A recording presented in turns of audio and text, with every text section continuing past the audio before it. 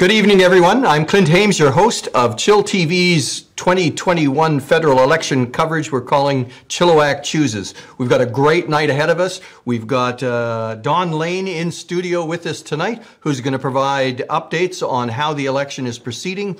And we've also got a ton of great guests. You saw them listed on the screen. We're going to start with Jaeger, who's going to provide some input and excitement to the evening. Diane Janzen will be with us, Patti MacAhonic and John Lehn. You'll recognize every one of those names because they've all been involved to a large degree in things that are happening in our community, and they've all been involved in politics in our community. So we're hoping they'll provide some color to our broadcast tonight. So first of all, I want to introduce Don Lehn, and I want to get Don's take on the evening, what we're going to do this evening, and to hear some preliminary results. So over to you, Don. Thanks, Clint. We just took a look at, as polls have been closed now, for about 20 minutes. Still no new numbers or any numbers coming in, but that will take some time. When Parliament was dissolved, the Liberals had 157 seats, the Conservatives 121, the New Democrats with 24, the Bloc with 32, and we're keeping an eye on they're just under that right now. The Greens with 3 and the People's Party of Canada with none. That may change. We're right now looking at federally across the country, the Liberals with 130, either leading or elected. The Conservatives at 65, the Bloc at 25. The NDP at 17, the Greens with 1. And of course, these numbers are still in flux. When it comes to Chilliwack Hope, we have the 5 candidates, including Mark Strahl, the incumbent MP with the Conservatives, the Greens, Arthur Green, Kelly Valonis with the Liberal Party, the New Democrats, DJ Pohl, and the People's Party of Canada, Rob Bogunovic.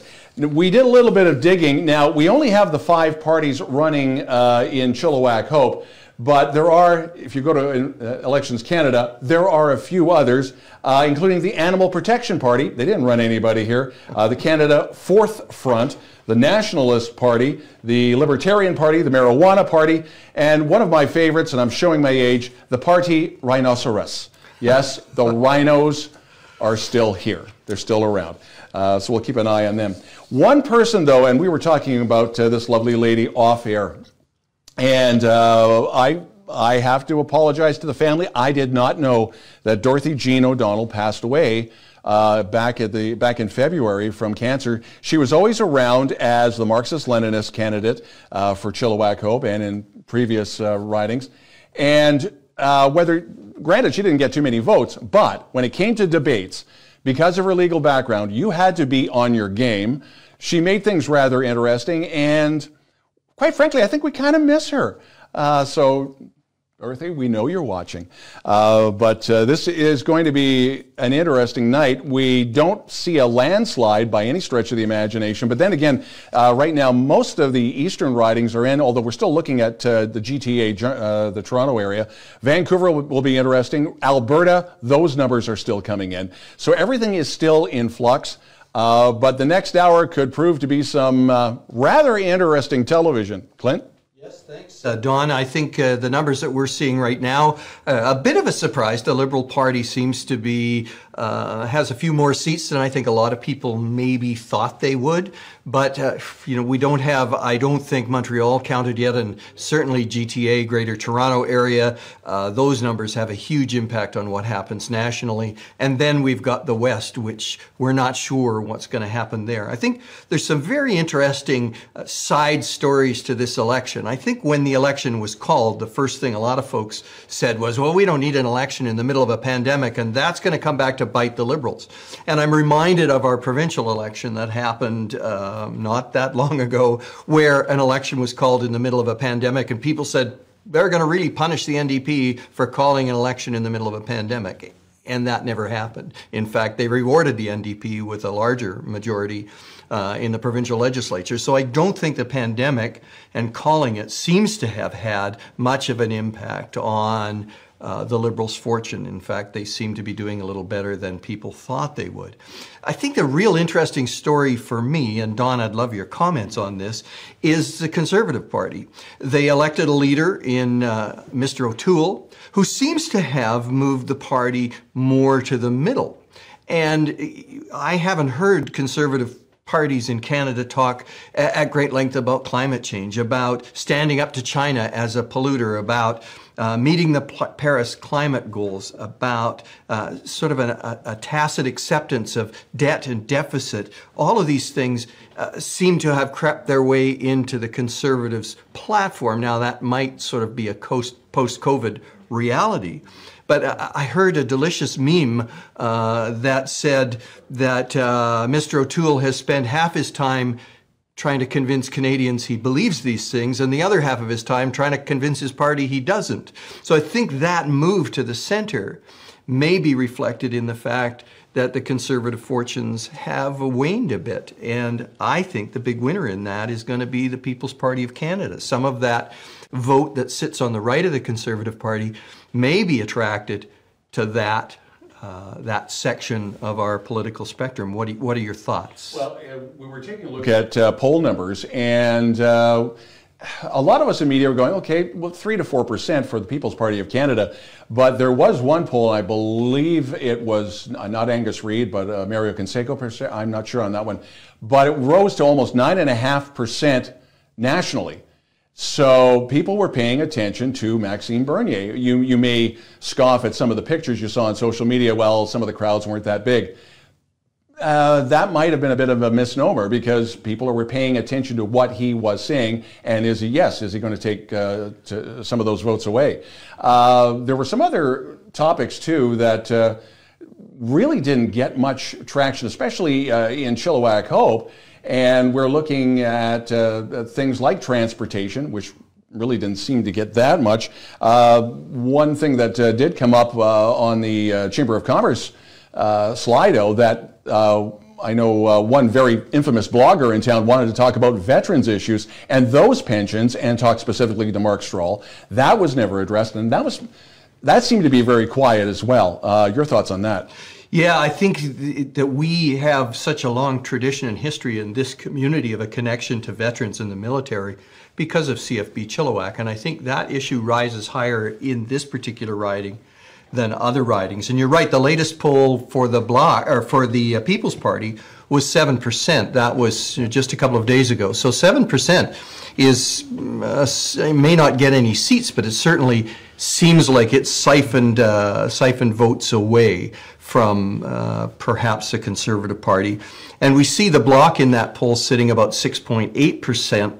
That, of course, you have to factor that nobody outside of Quebec is voting for the Bloc. That has typically translated into about 32, 33% vote for the Bloc within Quebec. But we're seeing in some of those numbers that were the preliminary numbers, their seats appear to be a little bit down in Quebec. I think they had 32 seats at the dissolution of Parliament, and they're sitting at around 24 today. So it remains to be seen where that vote is going to go.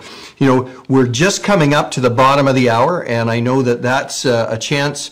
Every 15 minutes we're going to bring Don in to report on what's happening nationally and what's happening locally. So we're going to get a chance to do that in just a second.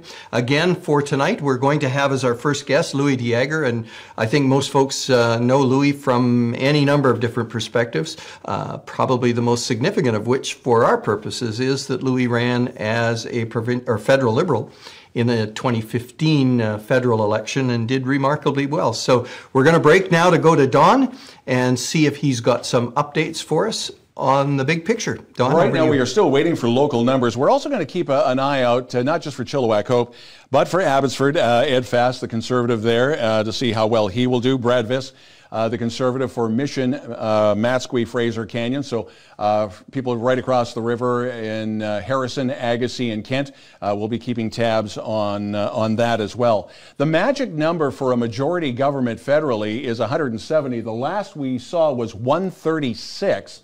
With 79 going for the Conservatives and 136 for the Liberals. So again, 170 is the magic number for a majority, but we still don't know if they might stall, and it's another minority. This is going to be part of the scenario for the entire evening. And for those of us who are political junkies, and I'm going to quote Chris Sims as we did the interview prior to when we signed on. She said, "I've got the beer, I've got the popcorn, I'm sitting back and I'm watching this. This will be a fun night of television." I think it will, Don, and I think the most exciting thing is I think British Columbia is going to play quite a role tonight as the results get to the Alberta-BC border. I think the numbers in British Columbia are going to play a role in how this all finishes up. We're going to be right back after this commercial break with Louis Jaeger.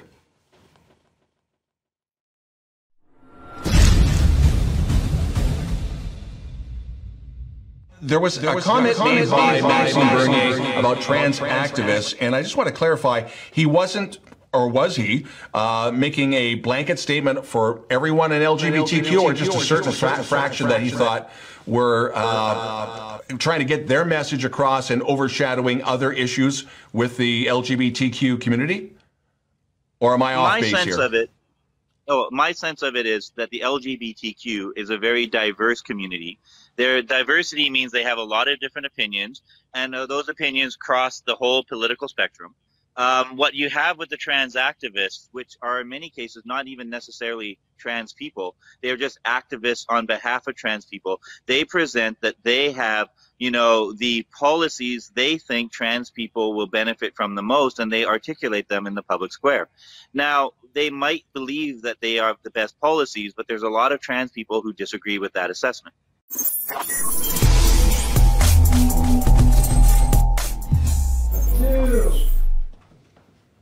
Welcome back, everyone. Clint Hames here with you for Chilliwack Chooses on Chill TV. My guest is Louis Jaeger, and I think most folks here in Chilliwack know Louis. He's an entrepreneur, a social activist, a community advocate. Louis has been president of the Métis Association in Chilliwack and now sits in an executive position with the Métis Association of British Columbia, and bringing certainly those issues to the forefront in British Columbia in a very, very positive way. Louis was also involved in the hospitality business in our community, running, I think, which arguably the best restaurant Chilliwack's ever seen in Bravo.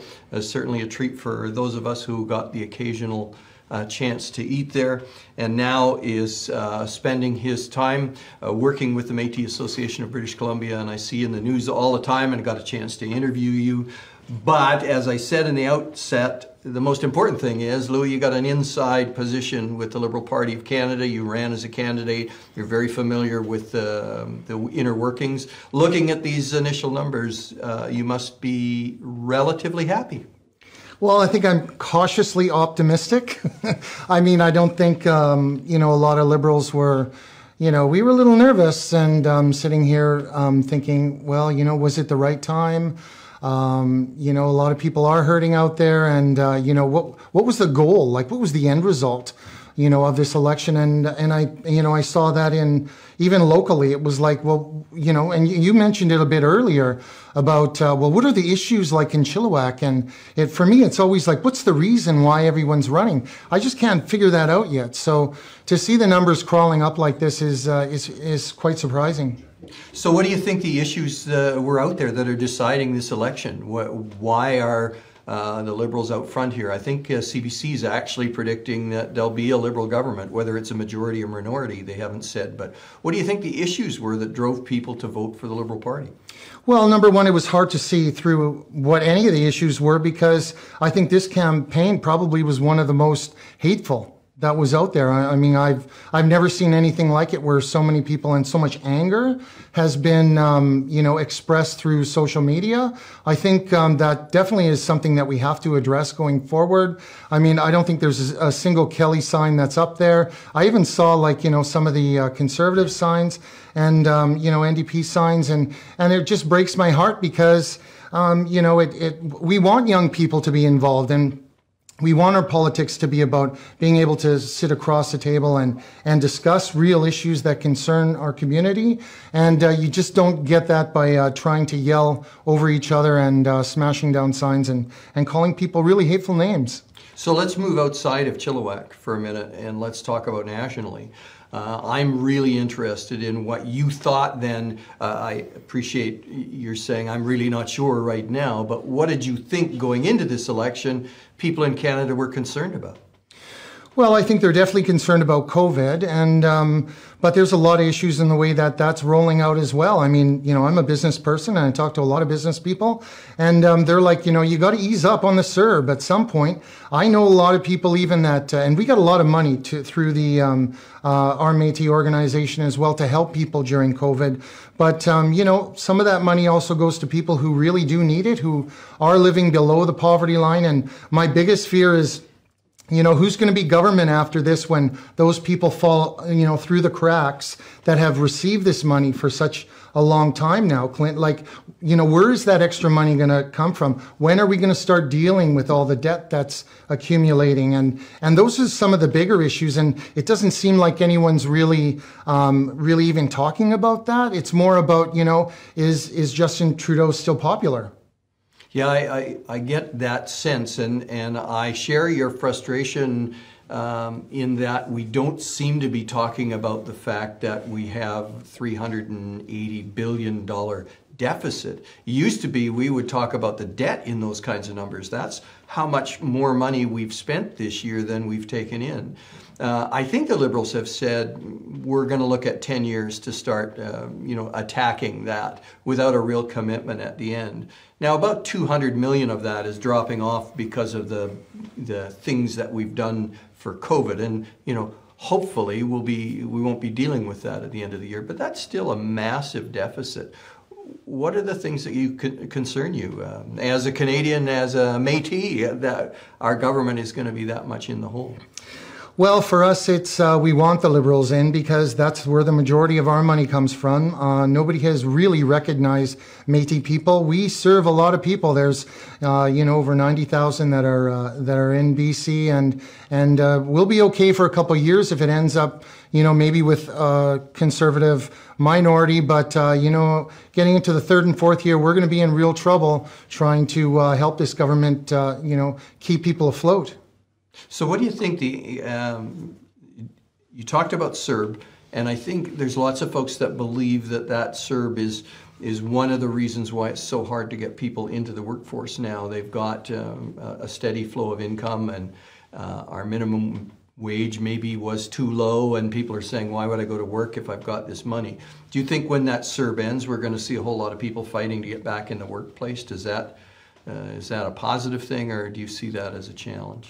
Well, I certainly hope it's going to be a case of kind of weaning people off of that. Maybe it's going to be half of what it is now for a while, just so that people can get used to that and that it's not going to be a real shock. Because I think it will be a shock to the economy, and a lot of people are in school as well. Some businesses have to fill their fridges again. I mean, there has to be money for restarts. There's a lot of pivoting that's going on at our Métis Financial Corp right now, and just refocusing on what's going to be the next best thing, or how our businesses can get in there and really compete to some of the other things that might be emerging. Pipeline is one. I know we're at the table with that as well. There's several things across this province that mean a lot to First Nations and their economies and participating. And so I'm just anxious, to make sure there's going to be enough money that we can continue doing the good things for our nations as well. Okay, I want to talk about local politics. Right now, because we've got some of our guests already in the studio and they're appropriately spaced apart and paying attention, we happen to have 3 former federal Liberal candidates in this studio all at the same time. I believe, Louis, you topped out at 32%. I can't recall the What has to happen in Chilliwack to break the conservative rule that's been in place since a little blip in 1968, and prior to that, I think we actually had a social credit member of the federal government. So what is it going to take? Because we're now seeing conservatives dropping down into the 40% range, which means there's 60% of the votes aren't going their way. What's it going to take for someone other than a conservative to be elected in Chilliwack? Boy, there's a good question Liberals around the water coolers are talking about. But we just gotta keep banging at the door, and it has to be about good policy and making sure we put good candidates forward who have a message, right? Who connect with people, and it's about whittling down some of the Stroll dynasty below that 42%. In 2015 we were there, and I was only 8 points behind, and that was pretty remarkable for the time. But Diane, she struggled with it too, and John, and it was all different eras. There's always some kind of crisis or something that seems to come up. I talked to Bob Besner as well, and Chilliwack is growing. We know politics is changing. And we just all have to be there at the table, being able to participate. And but as far as the Liberals are concerned, I think it's a good future. I think we're going to be looking at the numbers really close, especially the NDP numbers as well, because we know that there was a big change provincially. I know a lot of the provincial and national votes don't really cross over a lot, but I tell you, I was in DJ's office, and they were running a really efficient campaign. But number one, your party has to be behind you, Clint, and that's something we don't have a history of. So you can't just put a candidate out there without that sort of backing. And this is what the NDP did. They put their candidate out, but they brought somebody with a lot of field experience, and that really drove the campaign, so that all as the candidate had to do was just get out and sell themselves. So there's going to be a lot of talking, I think, when this election's over, and I'm really anxious to see the numbers that DJ is going to pull in tonight. Yeah, I've noticed some of the social media chatter has started to land on a space that says, if all the progressives got together in Chilliwack, there'd be enough to kind of elect somebody progressive. And that's, I think the Liberals would say, well, yeah, just the NDP shouldn't run anybody and they should all vote for our candidate. And the NDP is saying, well, the opposite of that. Do you ever see something like that happening in Chilliwack?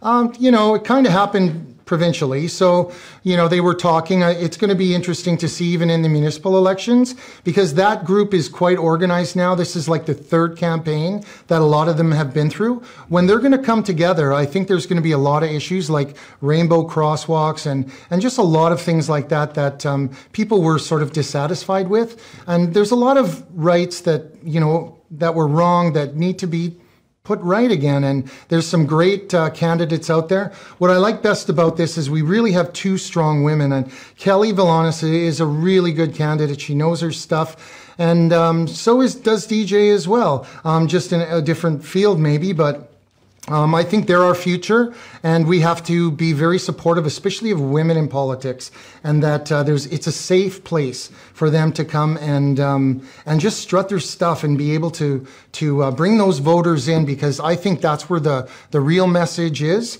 And so I'm concerned about where politics and the attitude of politics, especially with the electorate out there, and the gang mentality. It's just, I don't think it's healthy for democracy. Yeah, we certainly have a vision of what can happen by just looking to the south of us as politics becomes more and more polarized. I want to go local again. I want you to tell me what you think the numbers are going to be today.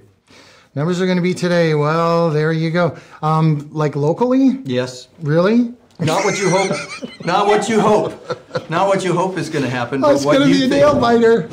Well, you know, I think things are going to kind of fall where they may. And so how's that for? I know you've been doing non-answers all week, so I was trying to get a couple of them together for you. I won't push you because you're not running for anything. But no, I know, that's what's great. You know, but you know, Mark he'll do well. I think DJ's going to do excellent, and I think Kelly's going to hold her own. I hope she does better than the 20% that she pulled in last time. That'll be a real indicative of, you know, should we always run a candidate more than once? Liberals really haven't done that in the past, and I think that's going to be a real benchmark for us on how well she did. The campaign was tough. I think it was one of the shortest that in history. Was it? I think I'm pretty well right about that. So everyone was kind of, you know, slow at getting at it and pulling their troops together to get out there. So yeah, it's going to be fun. So you're not going to answer is what you're saying. It's going to be Mark. I'll send my flowers to Mark. I think, I love Mark too. I think certainly he's a seasoned campaigner, and it's really always tough to beat an incumbent. I've been a beneficiary of that on other occasions. We're gonna go to Don again. It's 1:15, or it's actually 7:45, and we're gonna go to Don and see what the numbers are doing nationally, and if there's anything to report locally. Don, over to you. And they are starting to trickle in. We just have the one poll in Chilliwack Hope. Mark Strahl with 151 votes. DJ poll is behind at 68. Followed by Liberal Kelly Valonis at 42.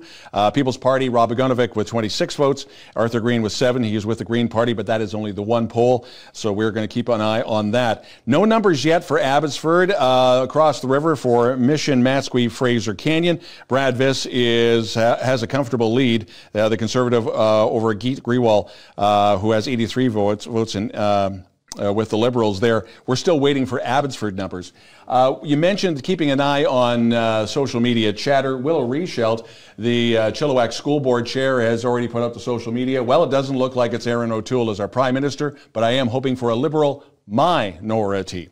So we'll keep an eye on that. Speaking of which, it is 170. That is the magic number to have a majority government. The Liberals right now, 150 leading or elected, with the Conservatives at 117. The Bloc with 28. The NDP with 27. But remember, the Bloc has already voted. The Quebec has already voted. We're now getting Prairie numbers as well as BC numbers. The Greens have 3 either leading or elected. Again, 170 is the magic number. This isn't over yet, and something that Louis alluded to, this could be one very long night. Clint?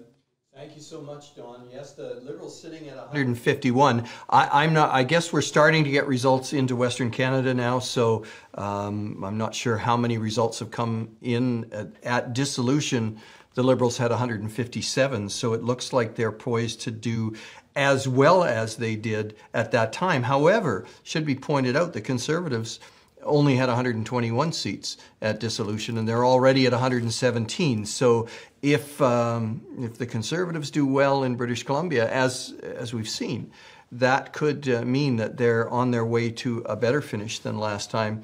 It'll be interesting to see who the loser is in that, because the Bloc is at 28. They had 32 last time, so they've only lost 4 seats. New Democrats were at 24. It appears that they may be poised to be making some real gains in there, and we'll see how that plays out. Louis, any surprises from you as we look at those national numbers? Yeah, I'm in complete surprise, actually. I'm really surprised why, you know, the Conservatives are kind of crawling at this point. Well, they're not really crawling. They're starting to pick up a little bit now, but, you know, what's this going to look like? tomorrow morning. And I always say it's the water cooler conversation. Is Aaron O'Toole, is he going to be the one that's going to keep going here? What about Jagmeet? I mean, if we get into another situation again where both the parties don't do well against the incumbent with Justin Trudeau, then are we at another how many years before they get their leadership together again? What's that going to, where does the PPC play in all of this? How popular is that? Is that going to split maybe a little bit of the Conservative Party? So I think there's a lot of, ifs, ands, or buts, that are going to be talked about as soon as the polls close and all the counting's done. I think there's a lot of water to go under the bridge before tonight's over. The numbers look good for the Liberals at 150, but there's still so much left to look at, especially in this part of the world. And Alberta, I'm really anxious to see the Alberta numbers, and I'm hoping to talk a little bit later about that as we get more detail on those numbers. Louis, what do you think the impact in Chilliwack has been with a very articulate Rob Bogdanovic running for the People's Party? Rob has run before, and he's very well spoken, and he seems to have a bit of a following, and he seems to be articulating a position that is out of step with a lot of Canada, but does resonate with a lot of people who may have been a little to the right side of the Conservative Party. Do you think in Chilliwack that's going to chew a little bit away from Mark Stroll's lead? Well, definitely. I've always said, Rob is a rebel with a cause. So he did very well, when I ran against him in 2015. He is articulate. He knows his stuff. Do I agree with everything he says? No, but, a lot of people do. Some of my friends do, and they post in social media as well. You talk about freedoms, how free is free. You talk about choice. Well, what kind of choices are people getting? Then, he has a message, and I think he's done really well to make himself known. He's picked the right causes to get into the media and to draw attention to himself. So this is politics, and if nobody can say that Rob didn't play his best card.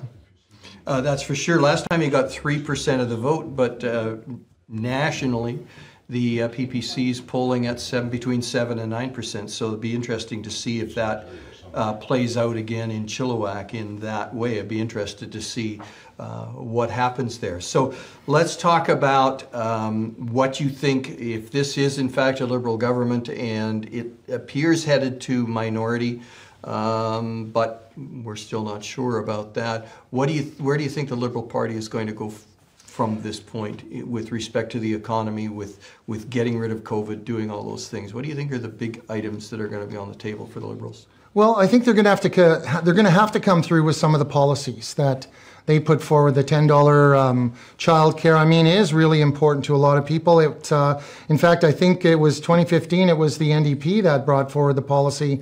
So I think if they continue to work really closely with the NDP and get some of those initiatives put forward and concentrate on families, especially the recovery. I'm not too sure how that's going to fold out, but for goodness sake, let's start talking to the Americans and let's get this economy rolling. And there's a lot of infrastructure that needs to be done in Canada, definitely in Chilliwack for sure. It's murder for us going in and out of Vancouver. All of these things are important. So if he can get his candidates to concentrate on those issues, I think things are going to be okay. What do you think Aaron O'Toole's future looks like, looking at those numbers? I think we're going to see another leader of the Conservative Party of Canada. Honestly, I don't think if the Conservative Party wants to, make headway and try to govern this country and try to come through with a message that is not only resonates with the voters, but resonates with his own party. And you hit it on the head when you said that. He's got two messages there. I just don't understand quite where he's coming from, and I don't think a lot of other people do as well. What about Jagmeet Singh? We have, this will be the second election. Now the numbers look a little better, 25 seats for the NDP, but they had 24 in the last parliament. They're leading in 25 or 26 now. I'm not sure how many, I can't do a quick calculation. Maybe while Don's there, he can say how many ridings are reporting now. That'd be an interesting number for us to look at. What do you think his future? Do you think the NDP is going to say, look, we've got to find another Jack Layton or we're not going anywhere? Right. You know, I think historically you have to give credit where credit's due, and the NDP has put forward excellent policy for this country.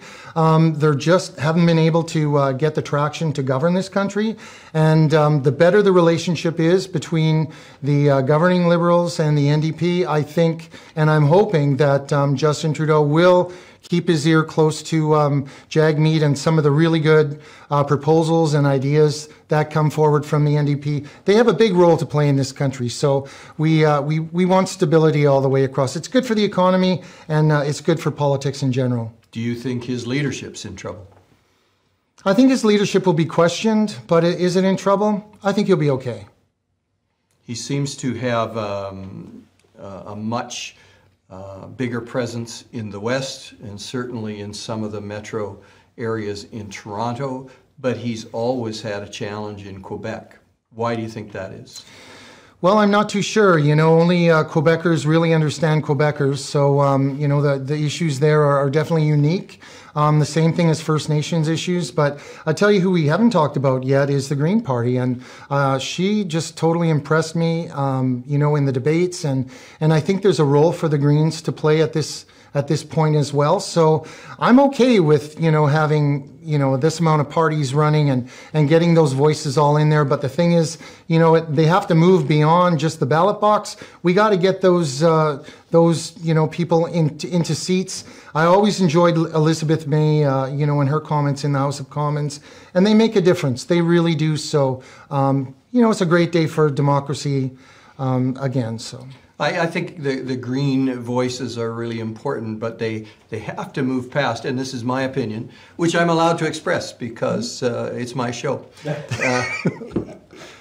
I think the Greens need to move past just everything has to be about the environment, and they have to move into talking about the economy, and they need to move into more talking about how the social issues within our country are solved within an environmental lens and those sorts of things. And while I've expanded that debate, I don't think they've expanded it to the point where people hear the name Green Party and think of much beyond environmental issues.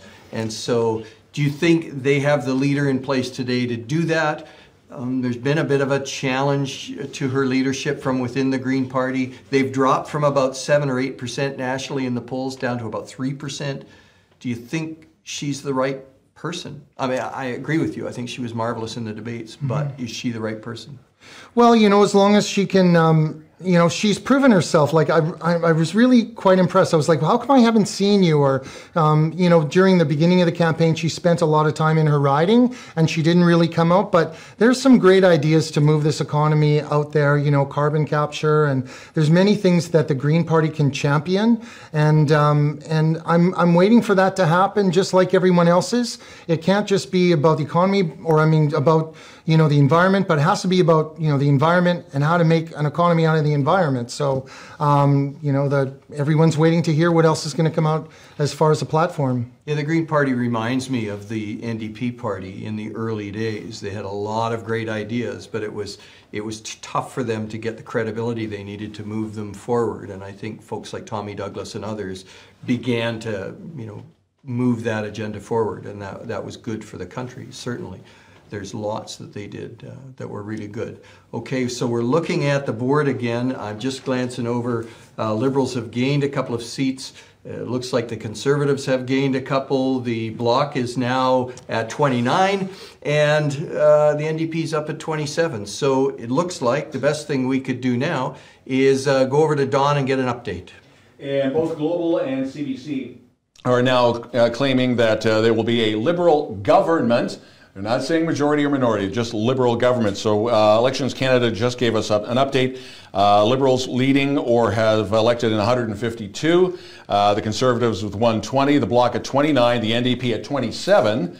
and other at 3. As far as local numbers go, they're still very slow. Now, there's 6 ridings still to come, and Abbotsford seems to be one of them because it's still zeros across the board. For Chilliwack Hope, we still just have the one poll that was reporting, and that was Mark Strahl leading with 51.8% of the vote, 157 votes.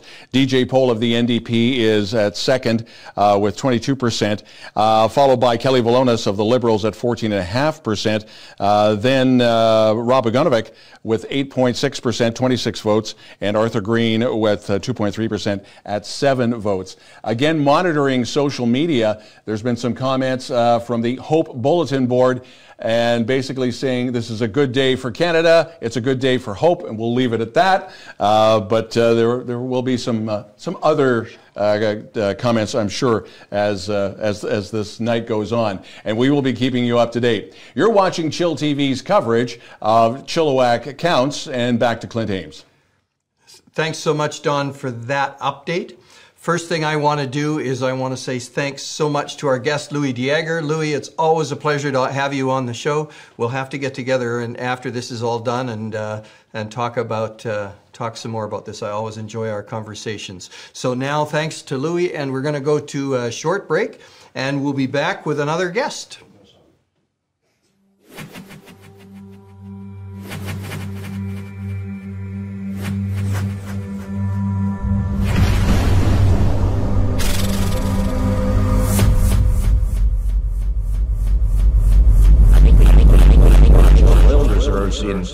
In the world. So why don't we refine our products here in Canada and then ship out or export refined product? There's a lot more money involved, you know, the profit's a lot greater. So why do you think that doesn't happen in Canada today?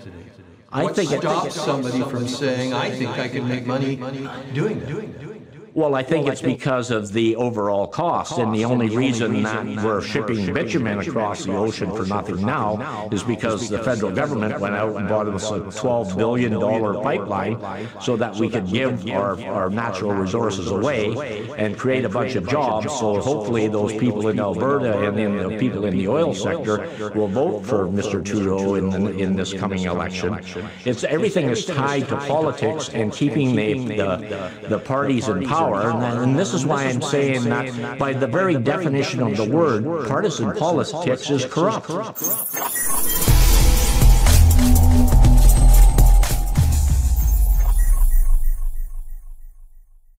Welcome back to Chill TV's Chilliwack Chooses federal election coverage, this monumental, as they all are, federal election. I have with me now a guest who most folks in Chilliwack, again, will recognize, Diane Janzen. Diane was at one point a management consultant working with nonprofits. She worked for Seabird Island as the Director of Education for the Seabird Island Band. She now holds the position as Executive Director for Chilliwack Community Services. And if I wanted, I could list all the other things she's done in the community, but her half hour would be up because she's that busy and that involved. Those are the kind of folks that tend to get involved in politics. As I said at the outset of the show, I said what ties all of these folks together that we're having as guests this evening is the fact they've been involved in politics at a federal level. And Diane, you've been involved in politics as a school trustee, as a city councillor, and you've run for both provincial and federal elections. So you bring a pretty interesting perspective to all of this. First of all, what's your take on all of this that's going on tonight as you've had a chance to kind of sit and watch? Number one, I'm just grateful for all the local candidates that have run. You know, it takes a lot to put yourself out there. I'm actually pretty surprised. I think that potentially the Liberals are in majority territory, and I didn't see that happening. Certainly at the beginning of the election, it was all about why is the pandemic, why has it been called? And a lot of people, all the pollsters included, felt that the Liberals would be punished for that. And as you mentioned, Clint, in provincial elections across Canada, they were not punished. And I think probably the war rooms in the Liberal Party strategically looked at that and decided to do that. So I think also things were rolling along and the opposition parties were doing a good job in holding the Liberal government to account. And then the Alberta situation happened, and I think that might have changed things significantly. And it was a defining moment. I think all of a sudden it seemed to show that Canadians were now thinking mostly about the issue of which party will carry us through the pandemic. So I'm pretty surprised by that. I also think Erin O'Toole ran an extremely good campaign, very, very disciplined. I think all major federal parties put some emphasis on climate, and I think he was looking to appeal to that 905 Toronto region, and it did not transpire. So not surprising to see that big blue wave through the prairies. That's always what happens. So it'll be interesting to see here what happens in British Columbia. You've got 11 seats for the Liberals currently, I believe. A few others for the Liberals and the NDP, but I think it's not impossible to say that there may be a Liberal majority. We'll see here that 170 mark. Will be interesting to see if they hit it. Certainly. We're looking at a vast majority of the ridings have now reported, but we're still going to see some fluctuation in some of those numbers, especially early days in BC and Alberta. What do you think about locally? What stood out for you locally in the campaign? I know you were following it. I know you pay attention to these things. Give me some comments on what you thought happened locally. Well, I think we had generally fairly strong campaigns. For Mark Strahl, I think one of the things that is always underestimated is how you come into an election. So Mark Strahl has a well-established constituency association, lots of volunteers. He's well-funded. And if you come into the election, you don't have those pieces in place, you're at a definite disadvantage. So the last election, he got around 26,000 votes to Kelly Valonis's 10. I'm thinking there will probably be a flip this time, that the order will be Mark Strahl, number 1, the NDP, number 2, Liberal, number 3, number 4, the Greens or PPC. There may be a bit of an impact on the Conservatives with the PPC here. At one point, they were polling at 9%, which was almost double the federal percentage representation. But I think also they were encouraged, individuals were encouraged not to go there and pull off the Conservatives. So I believe that Mark Strahl also ran a very disciplined campaign. The number 1 issue for everybody, which good for them, affordability. That came up as the number 1 issue for Chilliwack across the board, and I would concur with all that. So that's how I see it going in terms of this election here. It seems to be heading that way, and Mark got, I think, 49% of the vote last time. I'm not sure where he's sitting now or whether that's where he'll finish, but it seems likely that it's going to be close to there. You mentioned that issue of housing affordability, which certainly resonates in British Columbia. You're deeply involved in the issue of housing, especially for seniors, as you have a pending project in that regard with Chilliwack Community Services. What are the issues with housing, and which party do you think actually put the best program out there to deal with that particular issue? Well, I think in British Columbia is a little different than the rest of the country. So the rest of the country put the number 1 issue as healthcare and the pandemic, and the number 1 issue in British Columbia was affordability. So because you see the incredible cost of housing. So I think there's sort of 3 different things that vary quite widely. So number 1, affordability for anybody to own a home. That is basically that young people can't afford ever to own a home or even think about owning a home. That's number 1.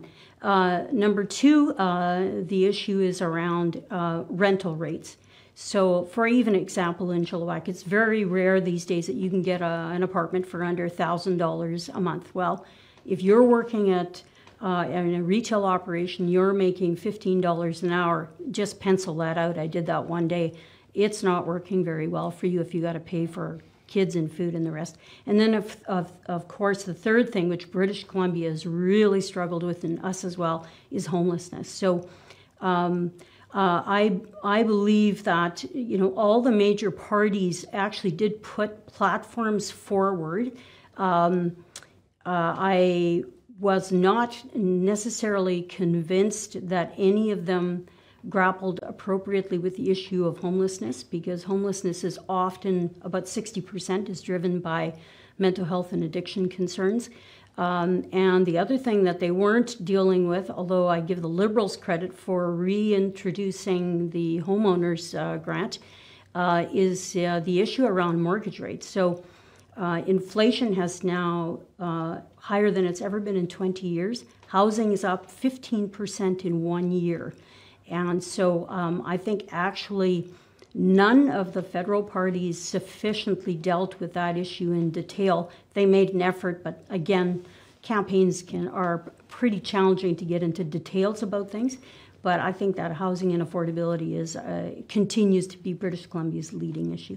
I think you might be right. It's on lots of people's minds. Some of us are fortunate enough to have gotten in the housing market in the 1980s. I can recall mortgage rates at 18 and 19%, and people were still buying houses because they knew that wouldn't last and they were affordable. But even with the lowest of mortgage rates that we've ever seen, it's impossible for young folks to get involved without some kind of help from somewhere into the housing market. And that's translating into the housing crisis that lots of people might call it. You talked a little bit about homelessness, and it's, I know, an issue that is near and dear to your heart as well as it is mine. One of the thoughts, approaches to dealing with drug addiction, which often leads to homelessness or mental health issues, which may have been triggered by drug use, or drug use may be what's being used to ameliorate those issues.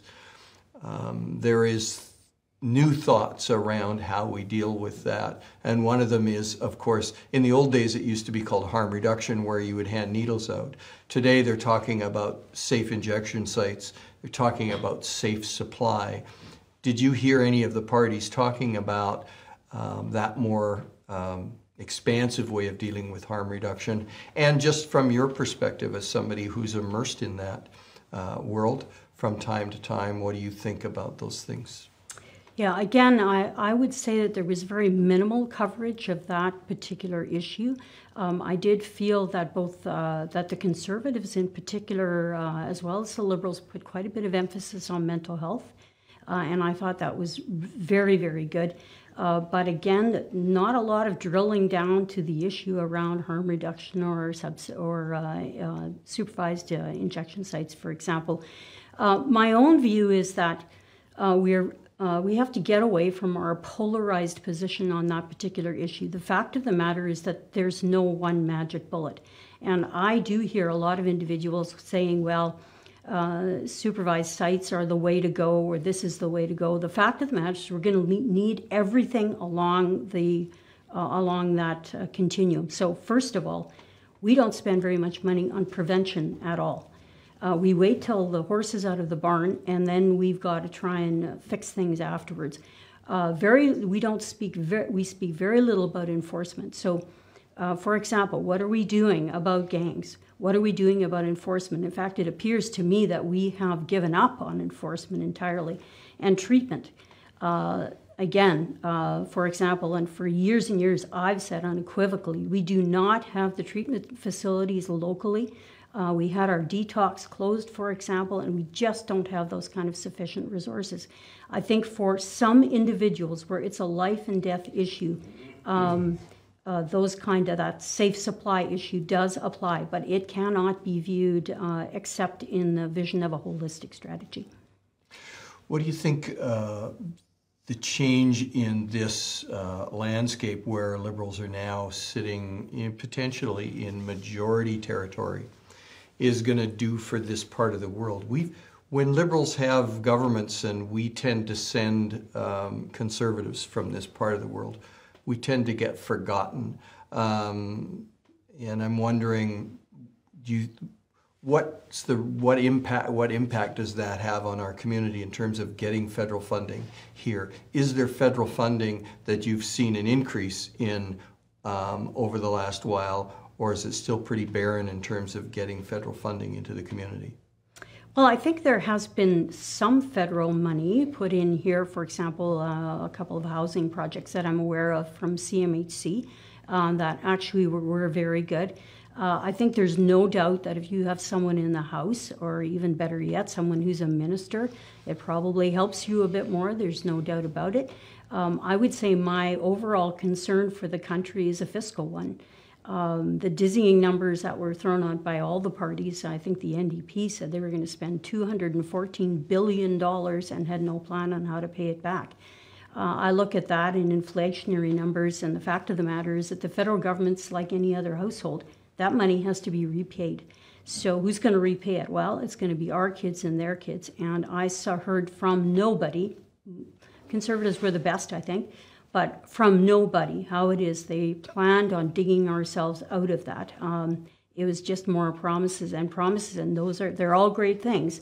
But in the end, the piper has to get paid, and I do worry about that. The other thing is, and I know I'm old enough to remember those interest rates of 20% in the 80s.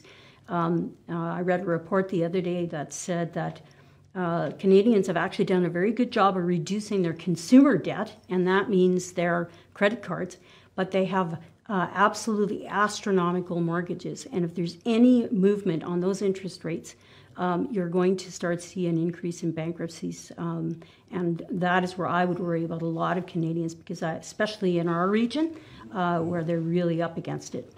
Well, certainly a nudge up in inflation has the dangerous result often of a nudge in interest rates. And you're quite right, if those interest rates, I mean, we have very low interest rates and a huge debt and deficit in the country. If those interest rates begin to creep up, it has an impact on that debt. I think we spend close to $25 billion a year just in debt repayment. If those interest rates creep up, we're facing huge challenges to our budget yet again, which create deficits. So Diane, it's a quarter after the hour. You're going to stick around. We're going to go over to Don and get some updates on how the numbers look locally and nationally. So Don Lehn, over to you. And nationally, both CBC and Global are now calling for a liberal minority government. Justin Trudeau, according to Canadian Press, has won his seat. Erin O'Toole has won his seat. Maxime Bernier lost his bid for his seat. 170, the magic number. We're still waiting for technically one more seat to come in, but right now it's 155 for the Liberals, 122 for the Conservatives, 29 for the Bloc, 29 for the NDP, and 2 that are listed as others. Local results for Abbotsford still have not come in, as well as Mission, Matsqui, Fraser Canyon are very slow, but Chilliwack Hope, now we're starting to see some numbers roll in. 8 of 213 polls are now reporting. Mark Strahl, the Conservative, in the lead with 446 votes, 40.4% of the vote. DJ Poll of the NDP with 310 votes, or 28%. That's followed by Kelly Valonis, the Liberals, 202 votes.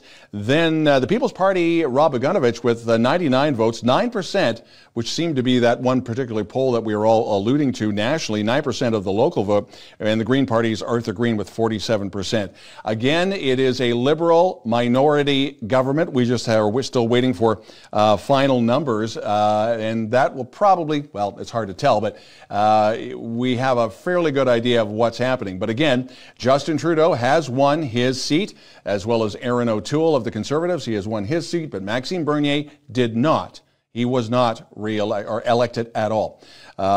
So this is far from over. Clint? Don, while you're standing there and still on camera, what about the leader of the Green Party? How has she done? I'm still trying to get some numbers on Anna May Paul, and but one thing that I know Keith Baldry had mentioned was a concern that he had for the Greens nationally, and that was, are the Greens still relevant? And I'm just paraphrasing something that he had said, that they are no longer the shiny new Christmas toy under the Christmas tree. They are now just another part of the political process. But once we get some numbers from Anna May Paul, we'll definitely pass those along. CP is waiting with bated breath, just like the rest of us. Again, there are some anomalies. We're still waiting, and we've been into this now an hour 15, still waiting for numbers from Abbotsford.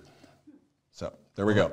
That's interesting. I'm not sure there'll be much change in Abbotsford. It seems like this political landscape is not changing at all. When we last looked at the House, it was 157 Liberals and 121 Conservatives. Well, we have 156 and 122 currently. So we now have Abbotsford numbers. Okay, go ahead. We're Don. now starting to get those in. Ed Fast, this is only one poll, I believe, one of 162. Ed Fast out in the lead, 94 votes, 46.3%, followed by the Liberals and Navreen Gill with 47 votes and 23.2%. On social media, Richard Zusman just tweeted saying, well, once again, British Columbia doesn't matter in the federal election. We'll leave that to you, Clint. Well, and we had bold predictions early in the night that British Columbia might make a difference in this election.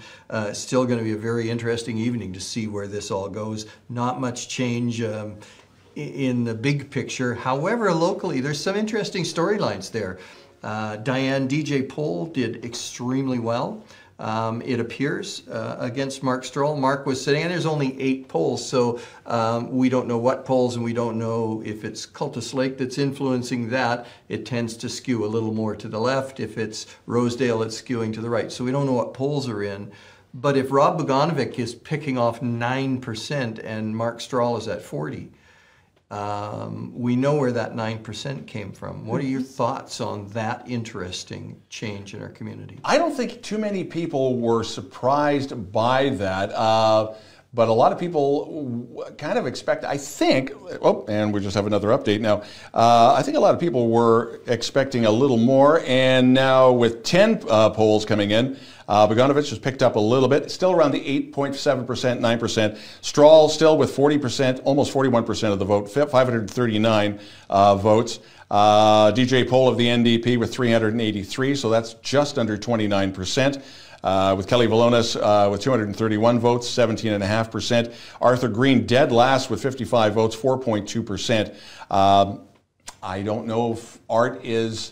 We love him, but is he just going to stay there? Yeah, with Bogdanovic and the People's Party, 8.7%. So between that and 9%, we'll see how this carries on throughout the rest of the evening. Thanks, Don. Diane, what are your thoughts on that? We have a situation where we have, it appears, what we thought might happen, the PPC's pulled about 9 points off of Conservative candidate. Yeah, I think early on in the campaign, I had heard some Conservatives that were concerned about the move of the Federal Conservative Party to the middle. So, and they were musing about where they should park their votes. So I don't know if that's what they eventually landed up doing, but that, yeah, I did hear that a bit on the street. I think the other thing is this ongoing debate between the rights of individuals and the collective responsibility for healthcare. And that is an ongoing debate that is raging, and we certainly saw that evidenced in our community as well. So I think those individuals, and they're not a uniform group of people, by the way. Some people support vaccines, but they don't support vaccine passports. So that's not as uniform an issue as everybody would say, but I think it was primarily those 2 big issues that were pulling from the Conservatives, if I'm just going to assess it without any research. Yeah, I think you're quite right. You certainly had probably 90% of the community supportive of vaccines and doing what they could to ensure the health of their neighbors and friends. But there is a 10% group out there that certainly is opposed to the violation of the freedoms they interpret this to be. And those numbers are playing out, and it's a place where some of those folks, and some of them may have been Liberals and New Democrats and Conservatives, but that seems to be where they've parked their vote. However, it appears at this point, and it's early days in Chilliwack, that those votes have come from Mark Stroll. And once again, we sort of see the Green Party is losing some luster. It seemed to be a place where people felt comfortable putting their votes, but that vote seems to have gone to the NDP in the riding. See that as a future trend? Well, you know, I would say that looking at it, this is the one missed opportunity, the huge opportunity for the Green Party nationally. And Anna May Paul had a great on-court performance. I would say actually she probably won the English language debate.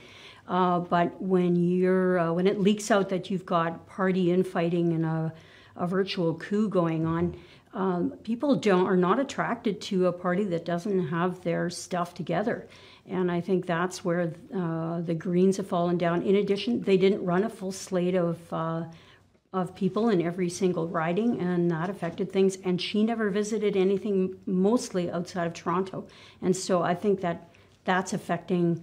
There's that old phrase, you know, a rising tide carries all boats, and I think that was a falling tide, and Art Green may have fallen with that as well.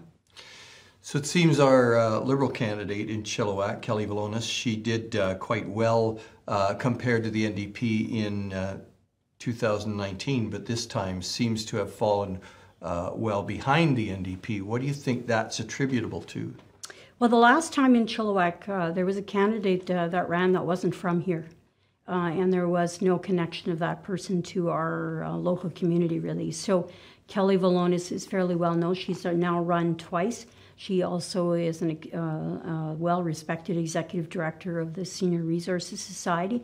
So I think, you know, local matters. And I think that's kind of what happened there. Now, as far as this time, I think that in particular, Ms. Paula has been involved in some other campaigns here for some other individuals. I think they ran a very disciplined campaign, and the Jagmeet Singh campaign was extremely energetic. In fact, I think that what he does is probably one of the best connectors, albeit probably nobody could ever outdo Jack Layton, but he is very good. And again, that rising tide carries all boats really comes into play. Yeah, the best performance by the NDP was, in fact, going back a few years, 2011, when Gwen O'Mahony got 26% of the vote. It appears that DJ Poll is going to do better than that. But in that election, Mark Strahl got 57% of the vote. So there was crumbs for the others to pick up on. It'll be interesting to see where that goes in this election. And we've talked about there being that place where some Conservatives could park their votes in the PPC, which really wasn't available in a number of those other elections. So looks interesting in Chilliwack only from the perspective that we can sort of pick over some of those numbers and talk about them, but there's not going to be a change here. It doesn't look like there's going to be much change in the Fraser Valley. We'll get an update from Don in a couple of minutes to see if there's any changes, big changes that we see in the other end of the valley. So nationally, not much is going to change. So you started out by saying in the beginning, everybody had this sense that this is the wrong time for an election. We're going to punish the Liberals. We felt that in 2020 with the provincial election. What happens to people? Is it just that they get mad, but then they think, well, I have to vote anyway, so I might as well vote the way I want? What are your thoughts? How does that change so quickly? Well, I think that in fact does happen. Individuals think, well, no, this isn't a great idea. I do think in this particular campaign, I think those 18,000 COVID cases in Alberta really had a damaging effect on the Conservatives' numbers. And up until then, I had thought that all opposition had done a good job in holding the federal Liberals to account for 6 years, because when you've been in government, then you're accountable for what happens. But I think that, and I think it did show in some of the numbers that there was a softening. So I think the other thing that might have happened is that the federal Liberals said to the public, there are really only two choices. So if you're thinking of voting NDP, don't, because really, you'll dissipate your own vote. So vote for us. So that may have helped as well, just to keep them. But I do think that overall, federally, the strategy failed. They wanted a majority, and they did not get a majority. So now there's a minority cabinet or a minority government, and they're all going to have to get along. Hopefully we don't see, as I think Mr. Trudeau said, another election in 18 months. Oh, please no. But we'll, I guess, see what happens there. So they're going to all have to get together to kind of make things work, cobble things together over the next while. Okay, so the last question. What's going to happen to Mr. O'Toole? Do you think he's got a future as the leader of the Conservative Party? What's going to happen to Jagmeet Singh? Is he going to continue to lead the NDP? And what about the Green Party? Do you think there's going to be changes there? Well, I'll start with the Green Party. I would think that either that leader fixes the rift in that party, or I think they will have to have a new leader.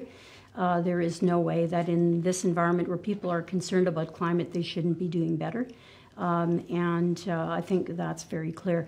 I think that Jagmeet Singh will be declaring success. I mean, the last election, I didn't quite understand it. They lost 20 seats and Jagmeet Singh was celebrating, so I didn't quite understand that math. But so I think he's done quite well in this election.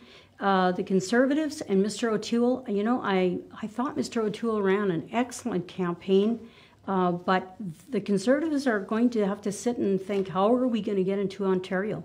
There's 50 ridings in Toronto in the GTA alone. Yeah. They've got to get in there or get into Quebec, and you cannot get into majority status here in Canada without Ontario or Quebec. You just can't. So they're going to have to be pragmatic about that, and that'll be interesting. I think Mr. Trudeau will be around now for a while. He retained the government, even though I'm sure it's disappointing to them that they didn't get to the 170. And I guess that's the last part of this is what's the future of Justin Trudeau? He had a unexpected majority and then two minorities. He can't push through. What do the Liberals have to do to start talking about having a majority government again? Well, this is only my view, but I think that fiscal responsibility and my own view is that the middle of the political spectrum has been abandoned in Canada. I would consider myself to be one of those people, and I just don't think that it's territory that should be occupied by somebody, and I think that's the Liberals need to start, and they've had a decades-long problem with this. Look at the blue wave across the prairies; they got nobody there, so they need to deal with that. The other thing is that the Bloc have blocked them in Quebec. There's no doubt about it. And I think that they're also probably scratching their heads about how to get some of those ridings back in Quebec. So they've got Atlantic Canada. They lost a few today. I think they lost 6, something like that. Quebec, Ontario, and then making some inroads into the prairies, I think, is a Liberal strategy that they need to look at for a majority.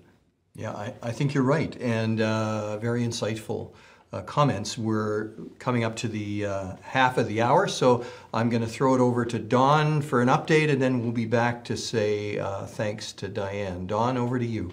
Clint, we were talking about Anna May Paul, and she is not having a good night.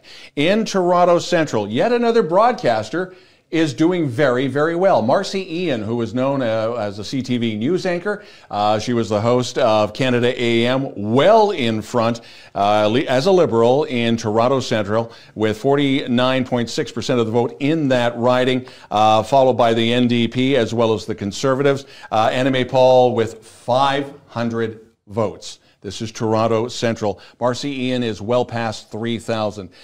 Give you an idea on the national scale. Right now, the Liberals are leading in 157, which is where we were 2 years ago.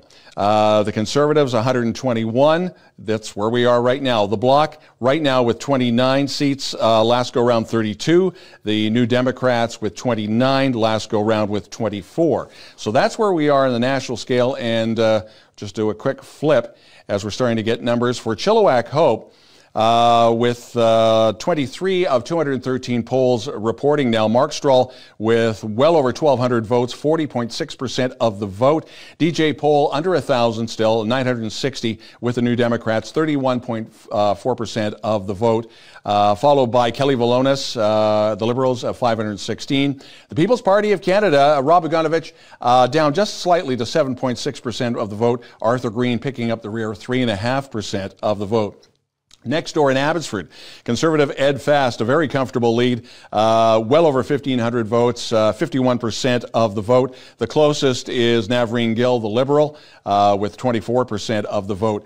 Mission Mascouy Fraser Canyon, which also includes Harrison, Kent, and Agassiz. Brad Viss, we're still not getting a ton of numbers. There's still only the one reporting, and that's 40% of the vote, 130 votes, with Geet Grewal of the Liberals coming in second with 83. But again, that's only one poll, and it's been a little on the quiet side from Mission Mascouy Fraser Canyon, so we do expect that to pick up. So again, on the national scale, Annamie Paul is not having a great night in Toronto Central, projected to lose there. Maxime Bernier of the People's Party of Canada is losing.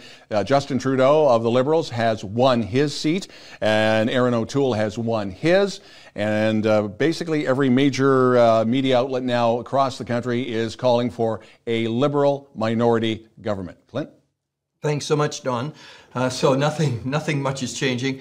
It looks like it did a couple of years ago, and here we sit, picking over the ashes of this election. I want to thank Diane Janzen for being my guest this half hour. Diane, your insight is always coming from a great place, the voice of experience in some of these things, and we're so glad as a community that you stay engaged and involved, and especially in your role as the Executive Director with Chilliwack Community Services. Thank you so much for taking time to be here with us. Thank you, Clint. You're very welcome. We're going to take a quick break, and we're going to be back with another guest.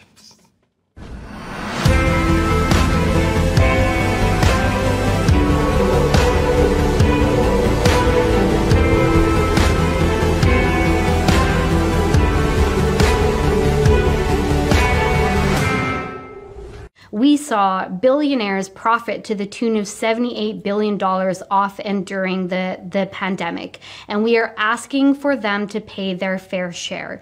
So the ultra-rich and families with a gross income over $10 million or more are being asked to pay a little bit more so that we can start to balance the budget and dig ourselves out of that. But the other piece there is also to address the reasons that we've gotten into this deficit in the first place.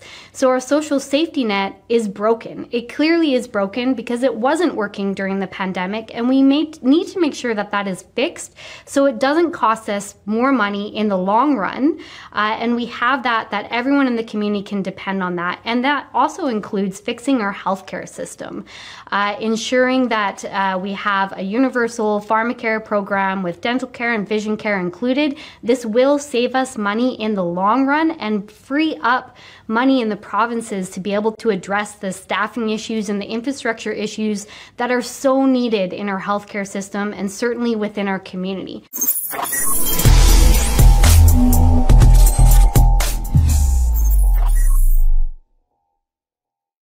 Welcome back to chillTV's election coverage for this federal election in Canada. We're calling it Chilliwack Chooses. We've had a couple of great guests on who can provide some insight and color to what's happening in our country and our community. And our next guest is another one of those very insightful folks who's got a lot of experience in this realm. Patti MacAhonic is currently the Executive Director of the Ann Davis Transition House, and she has taken that organization and built something quite remarkable in the last few years. I think it's tripled in size since you took it over, Patti, and certainly is doing some amazing work in our community. But Patti was also the Executive Director of the Chilliwack Chamber of Commerce for a period of time, and the Executive Director of the BC Wildlife Federation. Those are Those are pretty diverse portfolios that you've been involved in, and involved, of course, as all of the guests have been, in all kinds of different things in our community. But you're here tonight because Patti's been involved in politics and has run for politics in the past, and certainly has some, I think, great insight she can provide to us. So Patti, what do you think of the results that we're seeing in Chilliwack and the results we're seeing nationally? What's your take? Well, I'm a little surprised. I thought it would be a little closer with the Liberals and the Conservatives, and yeah, I was a little bit surprised. But at the same time, when we're looking at what's happening, what we're all dealing with every day, and it's a pandemic, and you know, whoever is running the government is driving the bus, and you know, you don't really want to switch drivers in the middle of a really rocky road, and we're still in the middle of a rocky road.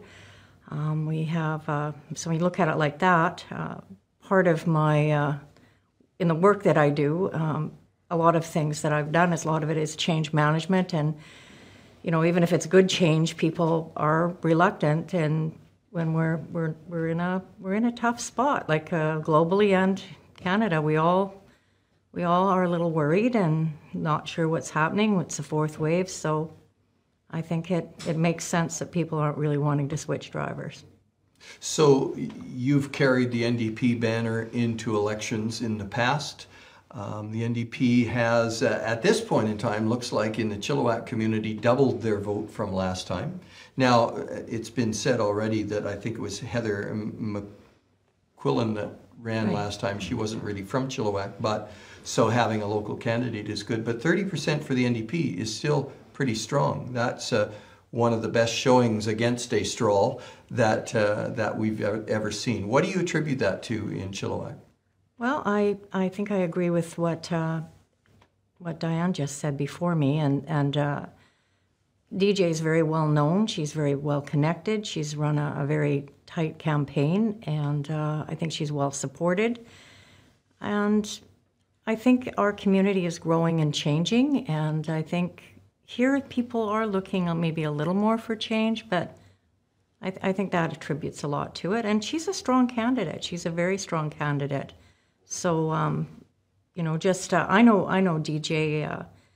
I started the Fraser Valley Marches for Women, and she comes out every year and speaks, and it's for women's rights. So, yeah. So it's not a surprise to you, maybe a surprise to Mark Stroll, whose numbers appear to be at around 40%, and he's traditionally been pretty close to 50%. Do you think the community's expressing some move to a more moderate approach? I'm not sure if the community's moving to a more moderate approach. I don't know. I think Mark is he's conservative, but he is in his work that he does in the community. I find him fairly moderate for a conservative, and but I find the NDP is a little more progressive, a little more edgy. So I guess it would be, yeah.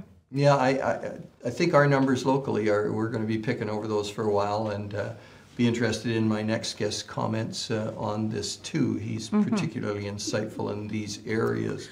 But it seems like there's been a bit of a shift in the community when we see, you know, we pretty typically think Mark Straw's going to get around 50% of the vote and everybody's going to fight over the rest. This time, a PPC candidate's coming in at almost 9% of the vote. It appears to have all come from Mark Straw. We see the NDP candidate leaping over a fairly established Liberal candidate in Kelly Valonis. So the ground seems to be shifting a bit in the community. Does it feel like that to you? Yeah, it does. I think Chilliwack is shifting, and I think in a lot of the social media, I think people were calling. I've seen it on a few sites, and people have been, you know, kind of looking at what's coming, and I think people were calling it as you know, Straw and then DJ Poll, and then Kelly. I think it's been called correctly. I think people can kind of see what's happening. And with the PPC, I think that, I think the Conservatives, I think they were moving more to the middle. I think they're looking and trying to navigate, and then there's more of a harder right, and I think that gives the space for that with the PPC. So, yeah. Yeah, it seems to have opened up the political spectrum a little bit. So nationally, when you look at the national numbers that are coming in, is this a surprise to you that nothing much has changed? Were you thinking there's going to be a big change?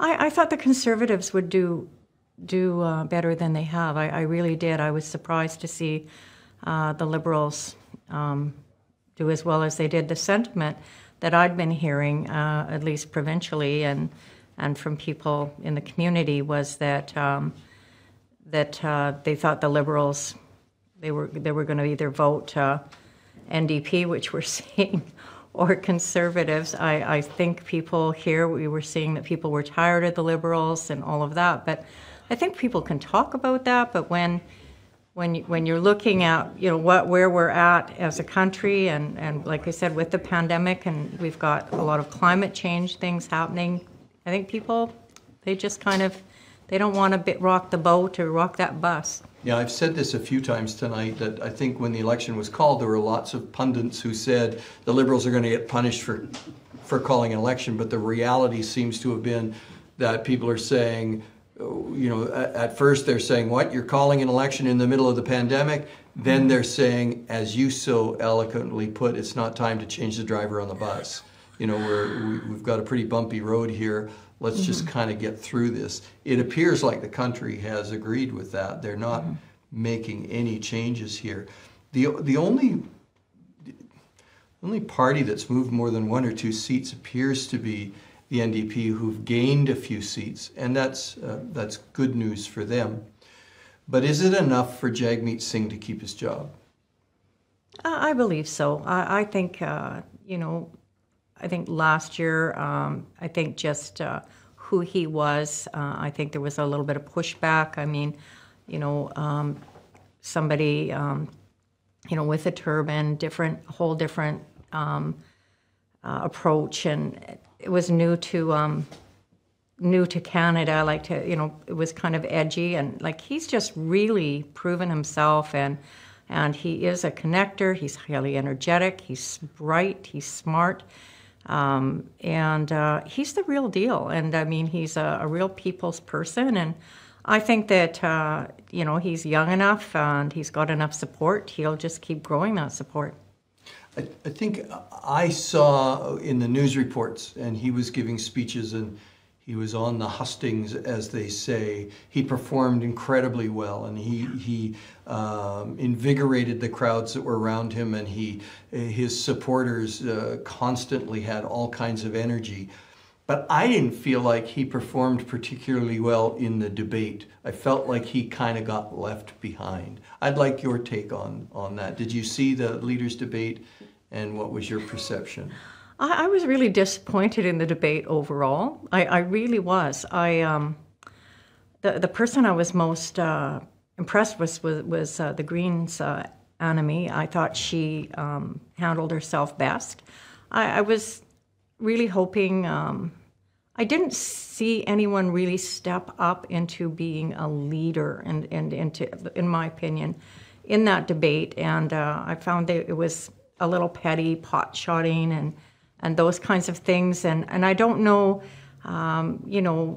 looking back, some of the analysis afterwards, how it was run, put on by media, all of those kinds of things. But I just think I would have expected better from all of them. I thought, as leaders that are supposed to be leading the country, and that I found it just not impressed. I thought, it was, I kind of walked away feeling disheartened. I kept waiting for someone to really step up and really show some leadership, and really, I didn't see that. I think the polls would agree with you. I don't think anyone thought that it was a real defining moment for anyone.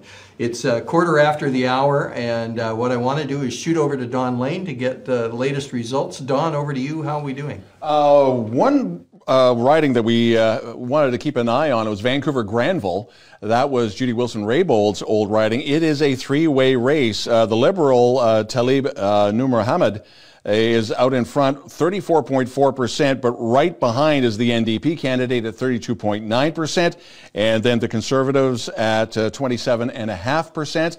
Mr. Nur Mohammed has had his fair share of controversy, so we will be keeping an eye on that. And just as I say that, they've updated the numbers, and now the New Democrats are now leading Vancouver-Granville. For those of us locally, Mark Strahl, with 3,100 votes, 42.6% of the decided voters so far, with 52 polls of 213 reporting in Chilliwack. Hope. Coming in second right now is DJ Poll of the New Democrats at 2,232 votes at 32.2% or 30.2%, followed by the Liberals with Kelly Valonis at 16.6%. Rob Bogdanovic is still holding steady at 7%, and then Arthur Green with 3%.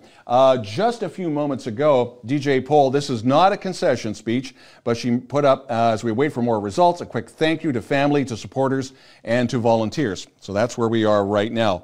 For Abbotsford, and we're looking at 28 polls of 162 reporting. Ed Fast way out in front with 4,000 votes, almost 4,100 with 49.5% of the vote, followed by the Liberals' Navreen Gill with over 2,000 votes and 24.6% of the vote. Mission, Matsqui, Fraser Canyon, which also includes Harrison, Kent, and Agassiz. Brad Viss with not even cracking 1,000 yet, but again, only 15 of 180 polls reporting, 38.9% of the vote. And we're just getting a quick update, and that is holding steady, followed by the Liberals there with Geet Grewal and 25.7%.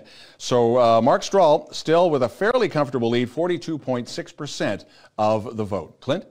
Thank you so much, Don, for those updates. My guest, of course, is Patti MacAhonic, and Patti and I were just discussing some of the issues locally.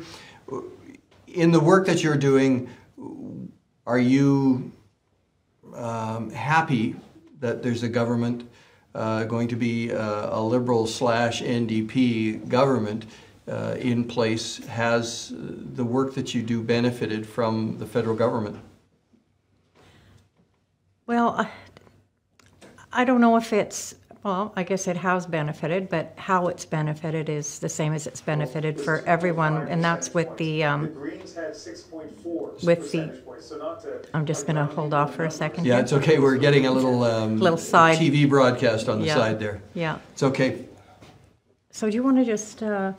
I was saying, how does the work that you do, how is it impacted by what federal government is in place, and is this going to be a good one for the work that you're doing, or do you have concerns? So, well, we've all received money, COVID money, which has been kind of funneled through in our sector through Canadian Women's Foundation and different things like that. But I write grants. We don't get designated money, but for the programs that we run. But as your former guest was saying, like, who's going to be paying for everything going down the road? And I mean, this is a concern, and I think it's a concern for all of us. And if it isn't, it should be, because you can't keep spending and when is it going to dry up is my concern. So in my role, we do a lot of housing. We also do outreach. We work with men and women, predominantly women we started with, but we do a lot of work with seniors as well. And affordability is a huge problem. And the money isn't going to be there forever. So I've been raising money and working with my team to make sure that we have a healthy reserve so that we can move forward. But the chickens are going to come home to roost, as we say in community like Chilliwack, there's What's remarkable to me is that it doesn't matter who I've chatted with, whether they are on the one side of the political spectrum or the other, they're all saying the same thing. We have a huge issue that's not today, and we seem to have decided that because we're in the middle of a pandemic, we don't have to pay attention to it. But there is this challenge we're going to have, and you're in an industry that is affected significantly when governments say it's time to turn off the taps. We have to reorganize or cut programs. Often those social service programs are the ones that get cut, so I'm assuming you do have some fears about that. Yeah, I do have some concerns. I mean, most of the housing funding and the things that we have as an organization are provincial. We have been approved for 60 more units of housing, 20 units for second stage for women and children, and 40 for singles. But with the pandemic, I mean, this was approved 2 years ago, so everything's just taking a long time. And my concern is, I want to make sure that that's, the land is bought and things are rolling before things the belts start tightening. Yeah. And that's across the board, federally and provincially. I had an occasion to chat with one of our candidates and put the question to them. There's only one or two ways that you can resolve a deficit. One is to raise taxes. The other is to generate more revenue. And the third option, of course, is cutting programs or cutting the amount you spend. What are we going to do moving forward? And nobody seemed to want to answer that question, but I feel like the answer is a combination of all three of those things are going to be happening as we move forward. Do you think we have the government we need to move forward in this way? I think we'll see. We'll see. I think that the spending needs to be really addressed. We have some really strong conflicting things going on. We have an aging population with fixed incomes, a lot of them, and unaffordable housing. I think we were talking about this earlier about people can't afford to buy houses when they're young. Rent is through the roof. I mean, a lot of young people, 75% of their income is going towards rent, and they're just scraping the barrel to get by. And we see these families every day. And this isn't just in our community. This is happening across the country. So, I mean, how do you cut? But at the same time, I think it has to be taken in hand and planned on how we're going to start addressing these shortfalls, because you can't keep running like this. Something has to be done.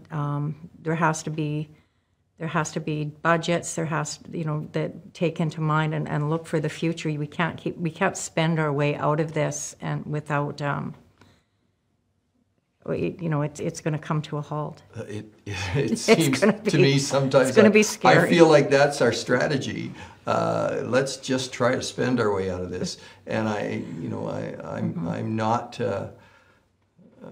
adverse to running deficits when they're necessary for a country, but it does trouble me given all the conditions we have in our country. It seems like we could be in for some very, very difficult years as we look ahead.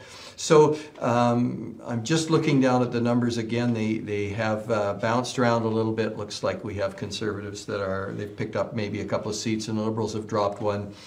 The Bloc and the NDP are stuck squarely just under 30, and the Greens with 2.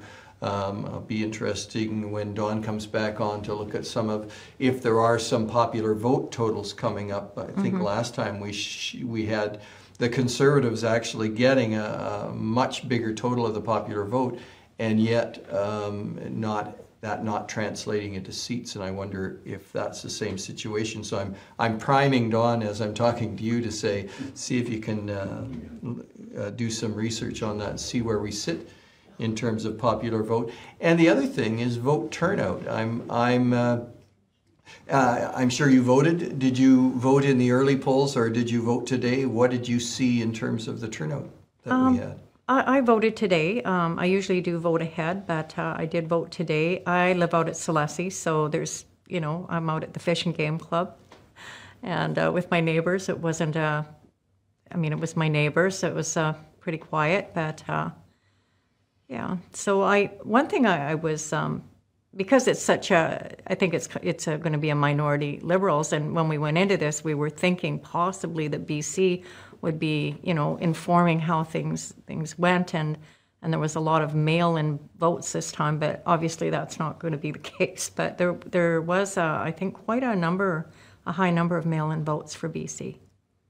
Yeah, mail-in is very interesting. I think with the pandemic and with people wanting to have access besides voting on voting day, we're seeing quite a change in how people vote. In the olden days, I can remember, they might give you one other day where you could vote. If you can't make it on election day, you go this one other day. But now we have long periods of time for pre-voting, and we have the option for mail-in voting, right. And we have another option for specialized voting, which takes into account folks who might live in long-term care, those kind of things. So they call that special voting. And I think I was looking at some of the numbers, and almost a quarter of the country votes not on election day, and it's growing over time, that we're now seeing getting close to a third of people who vote other than on election day. I think it's a good thing to give people more chance to vote. I think it's only good for democracy if we provide more opportunities. So I was interested to see polling stations, rhetorically, I've heard, weren't that busy today, but that close to maybe 30-40% of people in the riding are voting in early polls.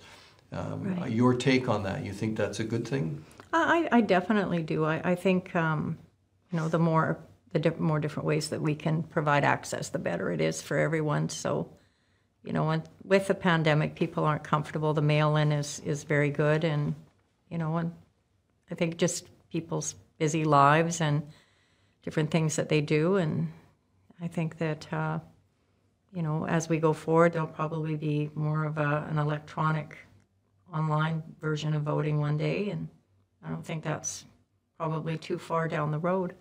Yeah, I just pulled up the numbers. There were 18.1 million votes cast in 2019, and 4.8 million of those were advance polls, and 650,000 of those were under special voting rules. So that's folks that are allowed to vote under special voting rules. So that's, we're talking almost 6 million of the 18 million votes cast were cast outside of a typical polling day. So I see that trend continuing. We're running out of time in this section, so I'm going to go to Dawn and then come back and say thank you to Patti for the time she spent with us. Don, over to you for an update. Yeah, actually, with Environment Canada, Elections Canada, they were saying something like 6.8 million this go around were outside of traditional polling. So obviously, mail-ins were at least 1 million, and everybody else was doing advance. I guess this could probably be one of the quotable quotes of the night. Jeremy Hunka, former global television broadcaster, now a communications specialist. So does Justin Trudeau simply copy and paste his acceptance speech from 2 years ago and use it tonight? There we go. Locally, Terry Westerby, who is very much involved with Chilliwack Pride. I am deeply proud to be involved with DJ Pole's campaign and for the work she and other volunteers have done. You were talking about percentage of votes. Right now on Elections Canada, this is interesting. The Liberals being given 32% of the vote. The Conservatives, 34.1% of the vote. Locally, Mark Strahl still leading with 41.7% of the vote. This is with 65 of 213 polls reporting, so 3,800 votes. DJ Pole with 2,800, or 30% of the vote, followed by Kelly Valonis at 1,600 votes, 17.2%. Rob Ugonovich still holding steady at about 7% of the vote. Abbotsford, Ed Fast walking away with this one, 5,600 votes, 48%, almost 49%. The closest being Navreen Gill with 24% of the vote and 2,866 votes for the Liberals. Across the river for Mission, Matsqui, Fraser Canyon, Brad Viss. We don't know if we can call this a fight on the hands yet. It's only 25 polls of 180 reporting. Brad Viss of the Conservatives, 1,500 votes, 38.5% of the vote. But with 1,089 is the Liberals and Geet Grewal with 28%, and then Lynn Perrin of the NDP, 900 votes. So that is an interesting one to watch. But again, it looks like right now, Jeremy Hunka, with tongue-in-cheek, has the best quote of the night. Clint? Thank you very much, Don. Patti, thanks so much for taking some time to be with us this evening and offering your insight and for bringing us up to date on some of the things that you're involved with. It's always a great time when we have elections because we can get together and chat like this. Wish you well in all the things that you're doing. Great. Well, thank you so much for having me here tonight. It's been a while since I've been able to get out and do something like this. I actually felt a little nervous when I first got out, but I've really enjoyed it, and thank you so much. Thank you. We really appreciate it. We're going to be back after this quick break, and our last guest of the night we'll introduce when we get back.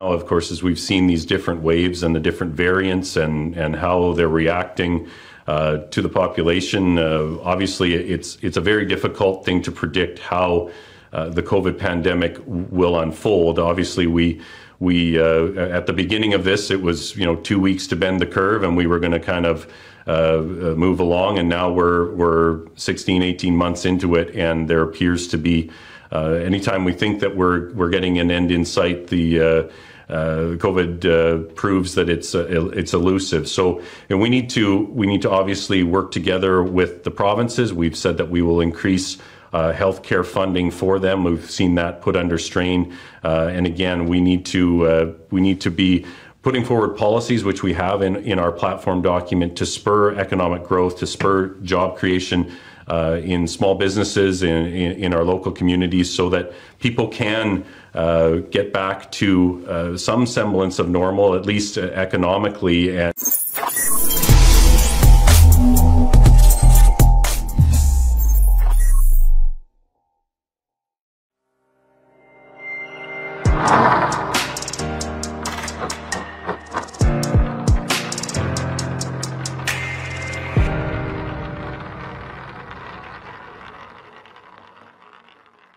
why do you think we have the kinds of labor shortages we have, and what's the plan to begin to deal with that? Okay, that's a great question, Clint. We've actually, 50% of the people that started on CERB have already transitioned off of the CERB or into an EI program, and that absolutely needs to continue. For me, I don't see it so much as that's why we're such a labor shortage. I actually, from talking to downtown businesses and different people, what I hear is uncertainty. People are uncertain at this time. People are afraid to go into work in small businesses or in restaurant industry and have to be the police at the front door to tell someone they have to wear a mask, or to now, because of the provincial mandate, ask for a passport. That's a lot of pressure to put on small businesses and to put on people. So for a lot of people, they're just uncertain. If I go back to work, will I continue to have a job, or will we get shut down again? And I think that's why my strong stance, along with the Liberal Party stance on vaccinations, it's key.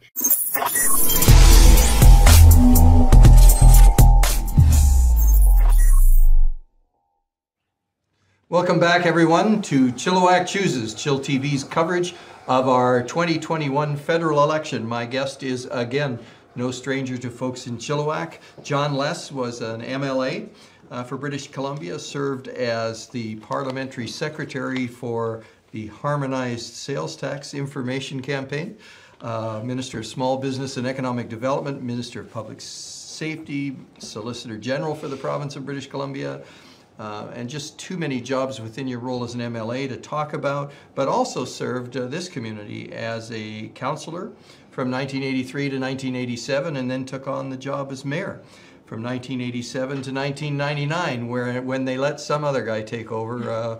I'm not sure who that was, but he's soon been forgotten.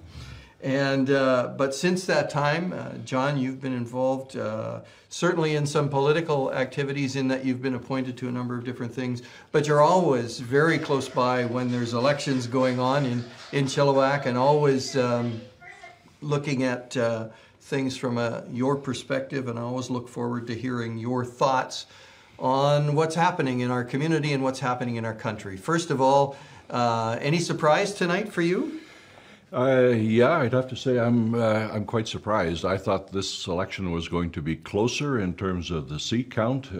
Coming into this evening, I was predicting a minority government, but not sure which one, whether it was going to be Conservative or Liberal. What we find at the end of as we're approaching the end of the evening, is that we've run off a carbon copy of 2019. We spent $600 million to do it, and we've proved exactly nothing. There's always, a few little changes around the margins, but essentially nothing's changed. And so it does beg the question, why did we do this? So I think people were saying we shouldn't have this election, but I think some folks were saying that because they didn't think they'd win, and other folks were saying it because they thought it was the wrong time to have an election. But it would appear that,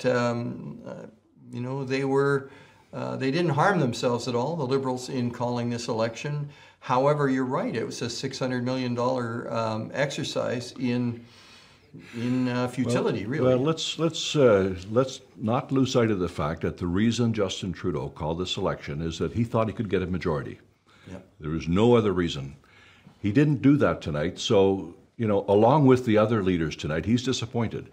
And I think every leader of every party tonight is disappointed. Justin Trudeau obviously was looking for a majority, didn't get it. Erin O'Toole has failed miserably, I think, in that, along with his loss, he failed utterly in the Greater Toronto Area. He's from Durham. He was expected to do much better. Jagmeet Singh was looking for around 40 seats. He got about 29 or so. Blanchette in Quebec was looking for around 40 seats. He got about 29 seats. And then Annamie Paul, and she's probably the one I feel the most sorry for. I watched her in the leaders' debate some weeks ago, and I thought she handled herself extremely well. Very calm, cool, competent lady. And she got killed in her own riding tonight, so her future probably isn't a good one. But, it doesn't matter which party leader you are tonight, you're disappointed because they all underperformed. Well, let's talk about that then. So what happens? Is the landscape, are we going to wipe these leaders clean and we're going to say, okay, we're going to come back? Do you think any one of these leaders can take their parties in a post-pandemic world and now say, okay, I'm going to move forward? Or are these folks all done pretty much at this point in time? I'm not sure they're all done. If I'm looking at Jagmeet Singh, for example, I think he's still very popular within his party.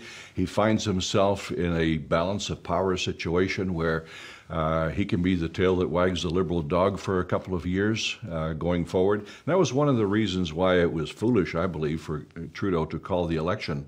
He wasn't going to get defeated in the House of Commons. Jagmeet Singh and or the Bloc was going to support him most of the time, depending on the issue. So, Trudeau was in one of those situations where, yes, he had a majority, but he could essentially govern as if he had a majority. And so that was probably the second reason why people thought it was an inopportune time to have an election. The other reason being that it was in the middle of a pandemic. So I think Singh is pretty safe. O'Toole, I think, has some explaining to do. He essentially performed absolutely no better than Andrew Scheer, and that was without a stinking albatross. So, he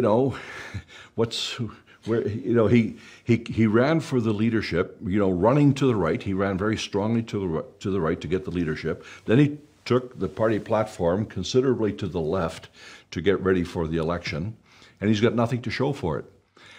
So I think maybe the party will take another look at him and say, maybe he's not the guy either. I would note that one of the new candidates that got elected for the Conservatives tonight was Leslyn Lewis. A big victory for her in her riding of Haldimand. She was a bit of a darling in the leadership race, and I think more will be heard about her. Trudeau, hard to say what the party will do about him. He was looking to emulate his father. His father got elected in '68 with a big majority, minority in '72, but got his majority back in '74. Well, the young fella didn't do that. He's got 2 minorities in a row now, but you go back even a bit further to Pearson. He did 2 minorities in a row, and then he stepped aside. So I don't know. We've muddled our way through an election, and the result is nothing but muddlesome as far as I'm concerned. It got us nowhere. Yeah, I was looking at this as we were working our way up to the speculation about the election, and I thought, typically there's an issue that pops up. You just, I know in municipal politics you dream about it. Let's get a big issue so you can launch from that issue into a campaign. What was the issue that we were fighting over in this election? Because I couldn't find one apart from perhaps the PPC. I don't think people were arguing about anything. Like O'Toole's platform seemed like just slightly right from the Liberals platform, which seems slightly aligned with the NDP platform. I couldn't find an issue that we were arguing about where people were saying, no, you're wrong, we're going to do it differently. Did you see one? No, I likewise. And when you take the situation that we're in, not only in this country but around the world, hopefully about to come out of this pandemic, there's a whole range of challenges ahead of us, and we talked about almost none of them in any substantive way. We were quibbling around the margins, I feel. Affordability is a big issue. We're about to move along to a generation that's going to be relatively unable to buy a home. Housing affordability has just absolutely gone, crazy in this country. And yet, up to now, the ability to buy a home and to build equity has been one of the building blocks of our economy. I don't know what that's going to look like 10 and 20 years from now. You're moving into a housing rental economy, which is quite different than the home ownership economy that we've had historically in this country. We're not talking about that very much at all. Yeah, we talk about it sometimes, but we don't bring solutions that are actually going to, afford something useful. In terms of the economy generally, there's a little bit of talk about, we got to spend less, and that is true. We do have to spend less, but at the end of the day, the way we're going to get back into balance and a thriving economy is to grow our way into a balanced budget again, and that's going to take 4% and 5% growth in the economy, which we haven't seen for some time, and we need to figure out how we're going to do that.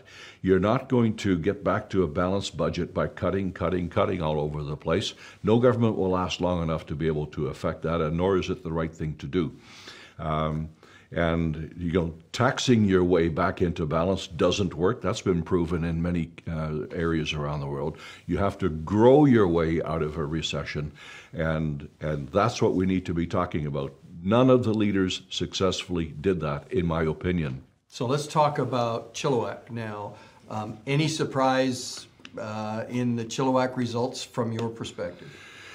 I think from the results that I've seen so far, Mark is running a little weaker than I would have expected. I'm not surprised that DJ Pohl is running stronger than previous NDP candidates.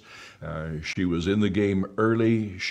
Although I don't know her well myself at all, she seemed to have a certain pizzazz about her and momentum that I'm not at all surprised she ran a strong campaign. Kelly Villanis, although it's her second time around, she was late into the game. It seemed to me, just looking from the outside in, that she was essentially recruited at the last minute. Please, could you go again? At least that's how it looked to me.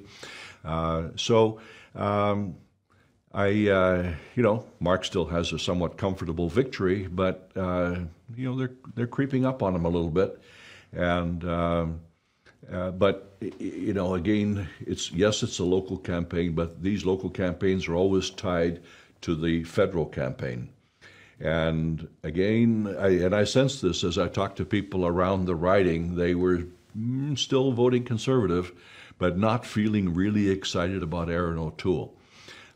So I think that's where the navel gazing has got to start, is at the top with the leadership, and flowing out of that will come some decisions to be made locally, whether certain candidates run again or not.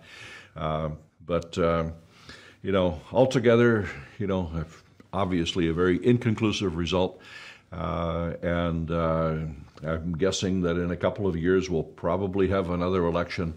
If Justin Trudeau is around, I think that's the case. And if he were to give up the leadership, then certainly that would be the case, because a new leader would want his own mandate. So we're quarter past the hour. I want to check in with Don Lehn to see if we've got anything to update, and then we'll be back with my guest, John Less. Over to you, Don. Clint, we are going to be calling it for Abbotsford that Ed Fast has won. He is way out in front in the Abbotsford riding with the Conservative banner. 10,000, almost 11,000 votes, 47.9%. Navarine Gill, the Liberal, literally half of that. So we are calling Ed Fast re-elected. Chilliwack Hope, Mark Strahl with 42% of the vote, just under 5,000 votes. In second place, DJ Pohl of the NDP, 30.5% of the votes, just over 3,500 votes. Kelly Valonis, we were just watching on social media, has made her concession speech.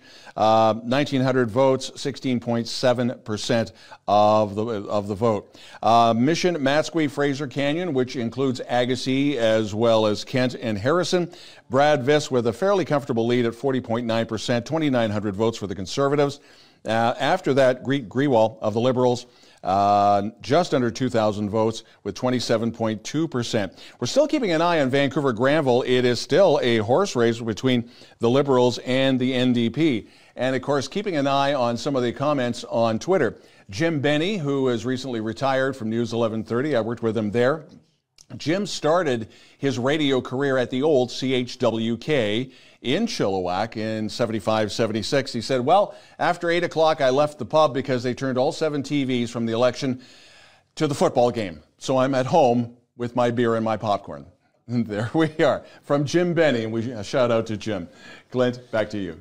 Thanks, Don. I think as we looked at those screens early in the evening, most of us were quite surprised by the numbers as they came in, that there was no change. I think we tend to build these things up in our own minds, though. We think, okay, it's an election and, people are mad, and we kind of drink our own bathwater when we talk about our favorite candidates. And then this was a big dud, this one. Nothing has changed much in this election. I do think it's going to precipitate some changes in parties like the Conservative Party and others. I think there will be changes. John, what do you think the impact of Rob Bogdanovic has been? You had mentioned, well, they're creeping up on Mark. It looks to me, he was at close to 50% last time. It looks to me like that parking your vote, maybe an O'Toole reaction, Conservatives parking their vote with Rob Bogdanovic. He got less than 3.5% the last time. This time he's jumped way up. Do you think, what's your take on that? Well, Rob is a very articulate candidate, and he handles himself well. He's no wingnut, that's for sure. And so, as I alluded to a minute ago, there was that kind of, lukewarm support for Erin O'Toole. And some people just couldn't quite bring themselves to vote for him, and they, I'm sure, parked their vote with Bogdanovic. But, an outfit like the People's Party is like the Reform Party when they first started out in the early 90s. They drew their votes from all over the political spectrum. There were ridings in British Columbia that had been, NDP since before the Middle Ages, and when the Reform wave hit, they all went Reform. and stayed reform for a number of years under Preston Manning. And so you get a protest vote. Those protest votes will come from the NDP, they'll come from the Conservatives, and they'll park with somebody like Rob Bogdanovic in the People's Party. I'm not sure the People's Party is something that's sustainable. Again, Maxime Bernier got badly beaten in his own riding tonight, so he doesn't have much of a platform going forward.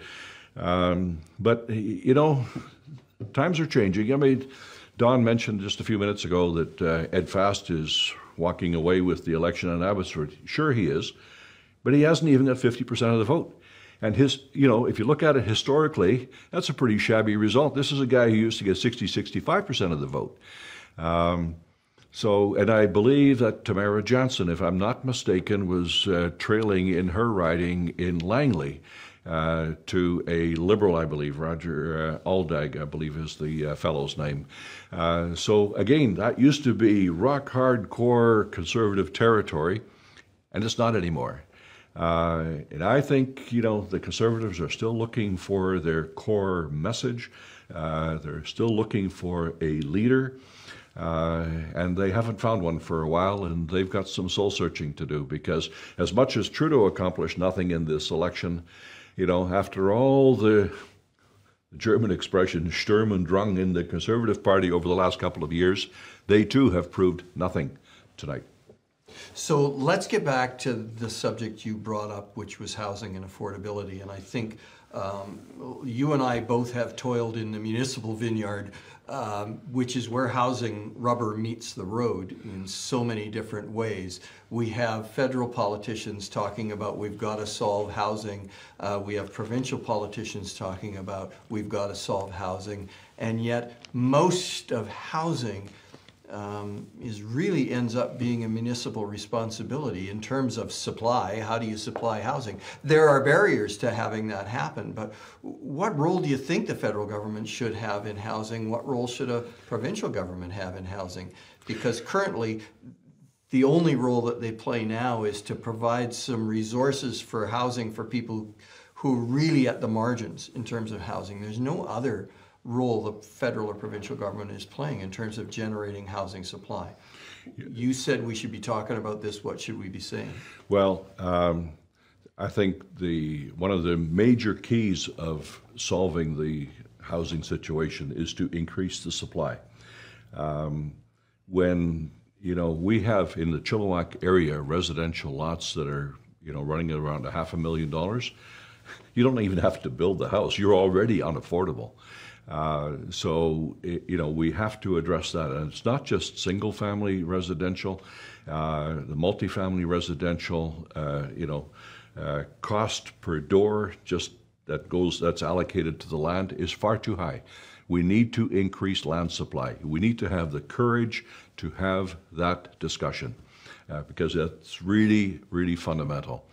And then, we need to stop punishing ourselves with the building code. We are adding tens and tens of thousands of dollars per unit in housing costs just by meeting the building code where the demands are ever increasing. I'm old enough that, I know the homes that were built on Fairfield Island, for example, in the 1970s. They were simple 1,000 square foot homes with 2 bedrooms, 1 bathroom, and a full unfinished basement. And you could buy them at that time for $17,000. The difference between then and now is people were satisfied to buy what was obviously a starter home. Nowadays, nobody seems to be satisfied with that anymore. We need the granite countertops and the triple pane windows and all that kind of thing. And then the building code comes along and with all kinds of other demands that makes the house, energy net zero and all of those kinds of things. Those are all wonderful things, but they add all of the cost to the front end. In other words, they add all of the cost to the people's mortgage. And you add all of those forces together and you bring a housing unit to market. That $17,000 house from the 1970s is today selling for $800,000.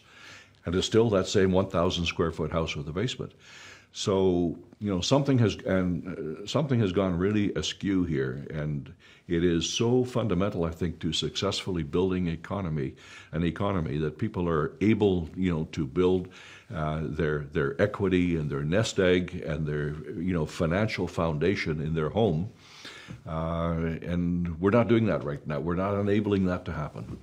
I think there's much truth to the issue of supply. There isn't enough supply, and whenever demand outpaces supply, we see prices rise. And I know you and I both have sat in public hearings where, one of the answers to our housing dilemma is increasing density. And I know what it was like to sit in a public hearing where nobody wanted increasing density in their neighborhood. The only people who wanted increasing density were the people who needed a place to live. But if we were trying to densify neighborhoods that were old and could use that, it was always a challenge. There's some discussion in a recent paper that was produced, I think, by one of the universities that said you should take zoning out of the hands of local government and move it into higher levels of government.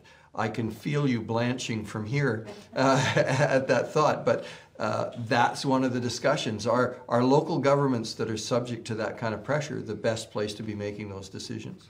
Well, I think local government is still the best place to do that. But, when I talk about we need to increase the supply of housing, we need to increase the supply of land, and in some cases that is redevelopment of existing areas. But it also includes, I think, very necessarily greenfield sites. And, for crying out loud, we live in the second largest country in the world. It is a huge place. You ever fly across it at night and you look down and you wonder whether there's anybody home down there?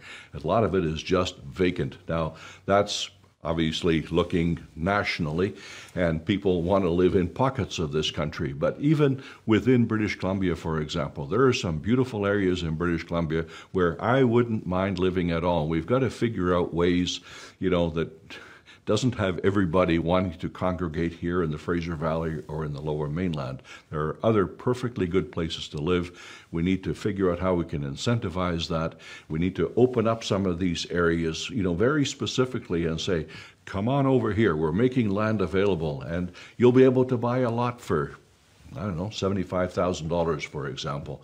You'd have people, coming in droves. But right now, no one is taking that leadership. And until we significantly increase supply, we're not going to do very much at all about, the exorbitant price of housing. Did anybody have anything within their platform in this election that you said, okay, there's a glimmer of understanding of that particular issue? No, I don't think so. They talk about, more government programs. Well, sometimes a government program is a good thing, but, this is something much more fundamental needs to happen here than just throwing some more government cash at it. Sometimes we've seen this in the past too, when government creates a program that allows more affordable rental housing to be built, that can be useful. Because, it's not only the cost of buying a house right now that's all askew, it's also rentals that are, just completely becoming unaffordable. You can't rent much under $2,000 a month in Chilliwack anymore. And I think that's terrible. But again, it's related to the cost of land, the cost of compliance with the building code, and other factors like that. You can't blame the developers because if they can't build and make a profit margin, they're not going to build at all. So, we've seen some government-sponsored and owned housing projects, but again, that's just at the margins. That doesn't bring huge amounts of supply to the marketplace. So I'm going to go back to our numbers, our national numbers. There seems to be some shifting around with the national numbers. I want to go to Don to get some comment on that and come back with my guest, John. I'm Noticing on my little feed here, the Liberals are at 158, so that puts them 1 seat ahead of where they were. So I guess the evening's been a success for Justin Trudeau. He's got 1 more seat at this point in time. The NDP appear to have dropped a couple of seats. Don, what's the latest numbers? Yeah, the Liberals are 158, so that's 31.7% of the vote. The Conservatives were leading that percentage for a while now. They're down to 34% with 121 seats. The Bloc with 31 seats, the NDP at 26, and other listed as 2. Dave Tejeria, who is a political commentator, he's also a legal advocate. He just tweeted, well, if there's anybody who was a clear winner, it was the consultants for all the political parties. We will leave you with that. Chilliwack Hope, Mark Strahl is starting to pull away, the Conservative, with just under 6,900 votes, 41.5% of the vote. DJ Poll of the NDP with 5,175 votes. This is with 110 of 213 polls reporting and 31% of the vote. We mentioned Ed Fast. He's pretty much won this with almost 13,000 votes for the Conservatives. The Liberal candidate, Navreen Gill, behind at almost half, 6,600 votes. Mission Matsqui, Fraser Canyon, bit of a horse race, 70 of 180 polls reporting. Brad Viss of the Conservatives with 4,879 votes, 39.5% of the vote, and we're just getting a quick update. And with the Liberals, Greet Grewal is in second place at 3,800 votes. That's 30.9%. But again, the Liberals with 158, the Conservatives with 121. The magic number was supposed to be 170. We once again have a Liberal minority government. Clint? Thanks, Don. John, your comments on the north of the river. Brad Viss was, I think he won pretty handily last time. He seems to be getting a run this time. I'm not surprised. Some of the thoughts? No, that riding until the 2019 election was held by Jadis Sidhu of the Liberals, and let's say he was somewhat of an underwhelming MP. So Brad Viss went to work. He campaigned hard and he won that riding last time, but not by a huge margin. I'd have to say about Brad Viss that he has been a very hard-working MP. I've watched him a little bit. That guy is all over the riding all the time. In the recent fires up in Lytton, of course, that's part of his riding. He was there, doing his job. So I'm not surprised that he's winning it again, but I'm also not surprised that, he's not getting much over 40%. That's just the kind of riding it is. It does have some pretty significant NDP pockets within it. So the last topic, maybe before we close off here, I'm very interested in your thoughts on access to voting. I think I mentioned when Patti MacAhonic was on that we had in the last election 18 million and change valid votes cast, and about a third of those were not on election day. They were other ways of voting. You see that as a good thing and a trend we want to try to expand? Or are there challenges that you see with that? I think it's mostly a good thing. I personally, this time, I took advantage of the advance poll about a week or 10 days before the actual date of the election. It's just a convenience thing, that's all. There are times, though, when I think, as much as I agree that there need to be good and a variety of voting opportunities, you don't want to open it up so much that people are starting to vote in different environments. What I mean is, election campaigns are dynamic. And what was going on in the campaign 10 days ago could suddenly shift very much. And I have heard people in the past that voted early in an advance poll, and then election day came along and said, oh man, if I had known this or that, I wouldn't have voted the way I did. And so, it's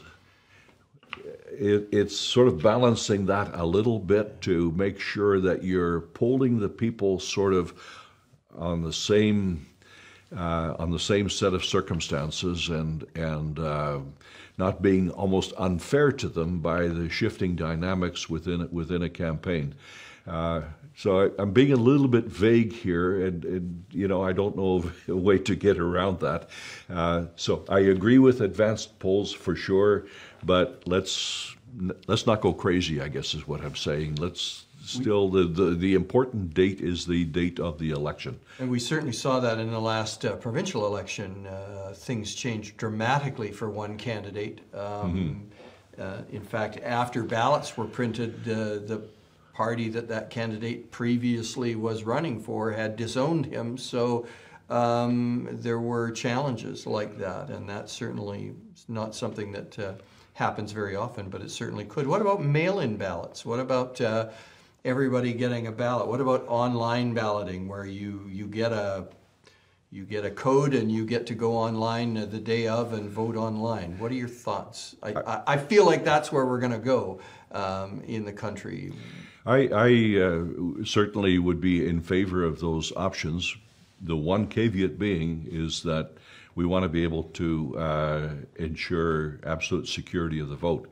Some of these systems, and we've all seen the debates south of us here in the United States about the potential for monkeying with voting machines and things like that, and I I'm not going to get into that whole debate about what happened down there, but that potential is there.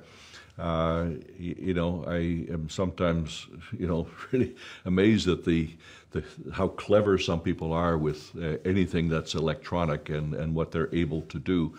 So I think online voting systems certainly I would think is a way of the future, but security has got to be, just robust to an extreme to make sure that I and others can continue to have absolute confidence that our vote will be correctly recorded. I think we all would agree with that. Our voter turnout last time was 67%, which I'm not sure what I think about that. Certainly way better than we get for municipal turnouts and sometimes even for provincial. I don't think we have numbers yet on what our turnout has been like, but I guess that's the number we'll be looking for to see whether this expanded access to voting is working or not as we get more people. Even at 67%, I have to say it disappoints me that, a third of the population didn't think it was important enough to get out and vote. It's something collectively we need to keep working on, but, again, that's this election having been called when it was, kind of feeds into a little bit of cynicism.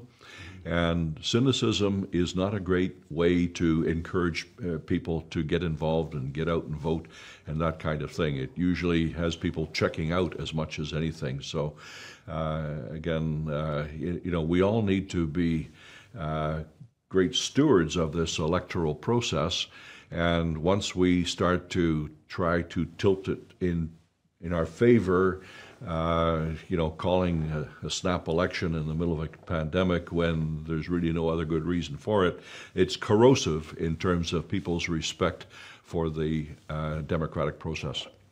So I'm going to throw it over to Don for some final comments and then come back and do a wrap-up with John. So Don, give us the latest and greatest of what's happening out there.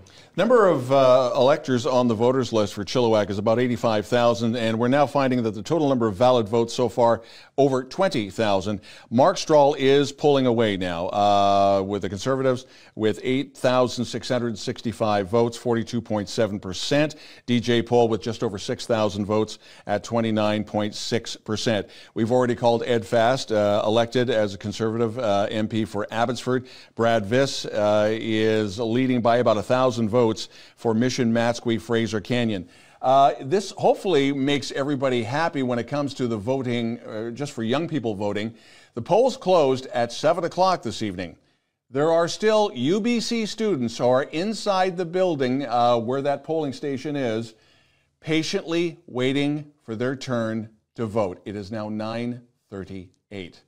So read that into that what you will, but that should show you that the system works if you would decide to work it. But again, it looks like Mark Strahl is on his way to a comfortable win. Clint? Thank you. I think they're calling Mark as the winner. I'm surprised we haven't got more results in. We seem to have maybe about half of our results in for Chilliwack, but it seems obvious where we're headed with that. The country is going to kind of go between 157 and 158 votes all night. I suspect that one riding in Vancouver won't get settled anytime soon. But it seems we're headed for a Liberal minority parliament, which they can sustain typically using the NDP and to some degree the Bloc for their support. So more years of the same, it would seem. John, thanks so much for being my guest. It's always a pleasure to talk politics with you. People who know us both would know that we do this over lunch occasionally as well, and turn a few heads in Earls when we disagree, and when we don't, we tend to agree, I think, on a number of things more than we disagree. But it's always a pleasure having you here. And it's been just an absolute pleasure to be able to host this evening on behalf of Chill TV. I hope that you learned some things tonight, the folks that tuned in. I hope that you got the results you wanted with the election. And I hope you'll join Chill TV in the future when we bring you other events. Thank you so much. It's good night for me. Good night from Don and all the crew here at Chill TV.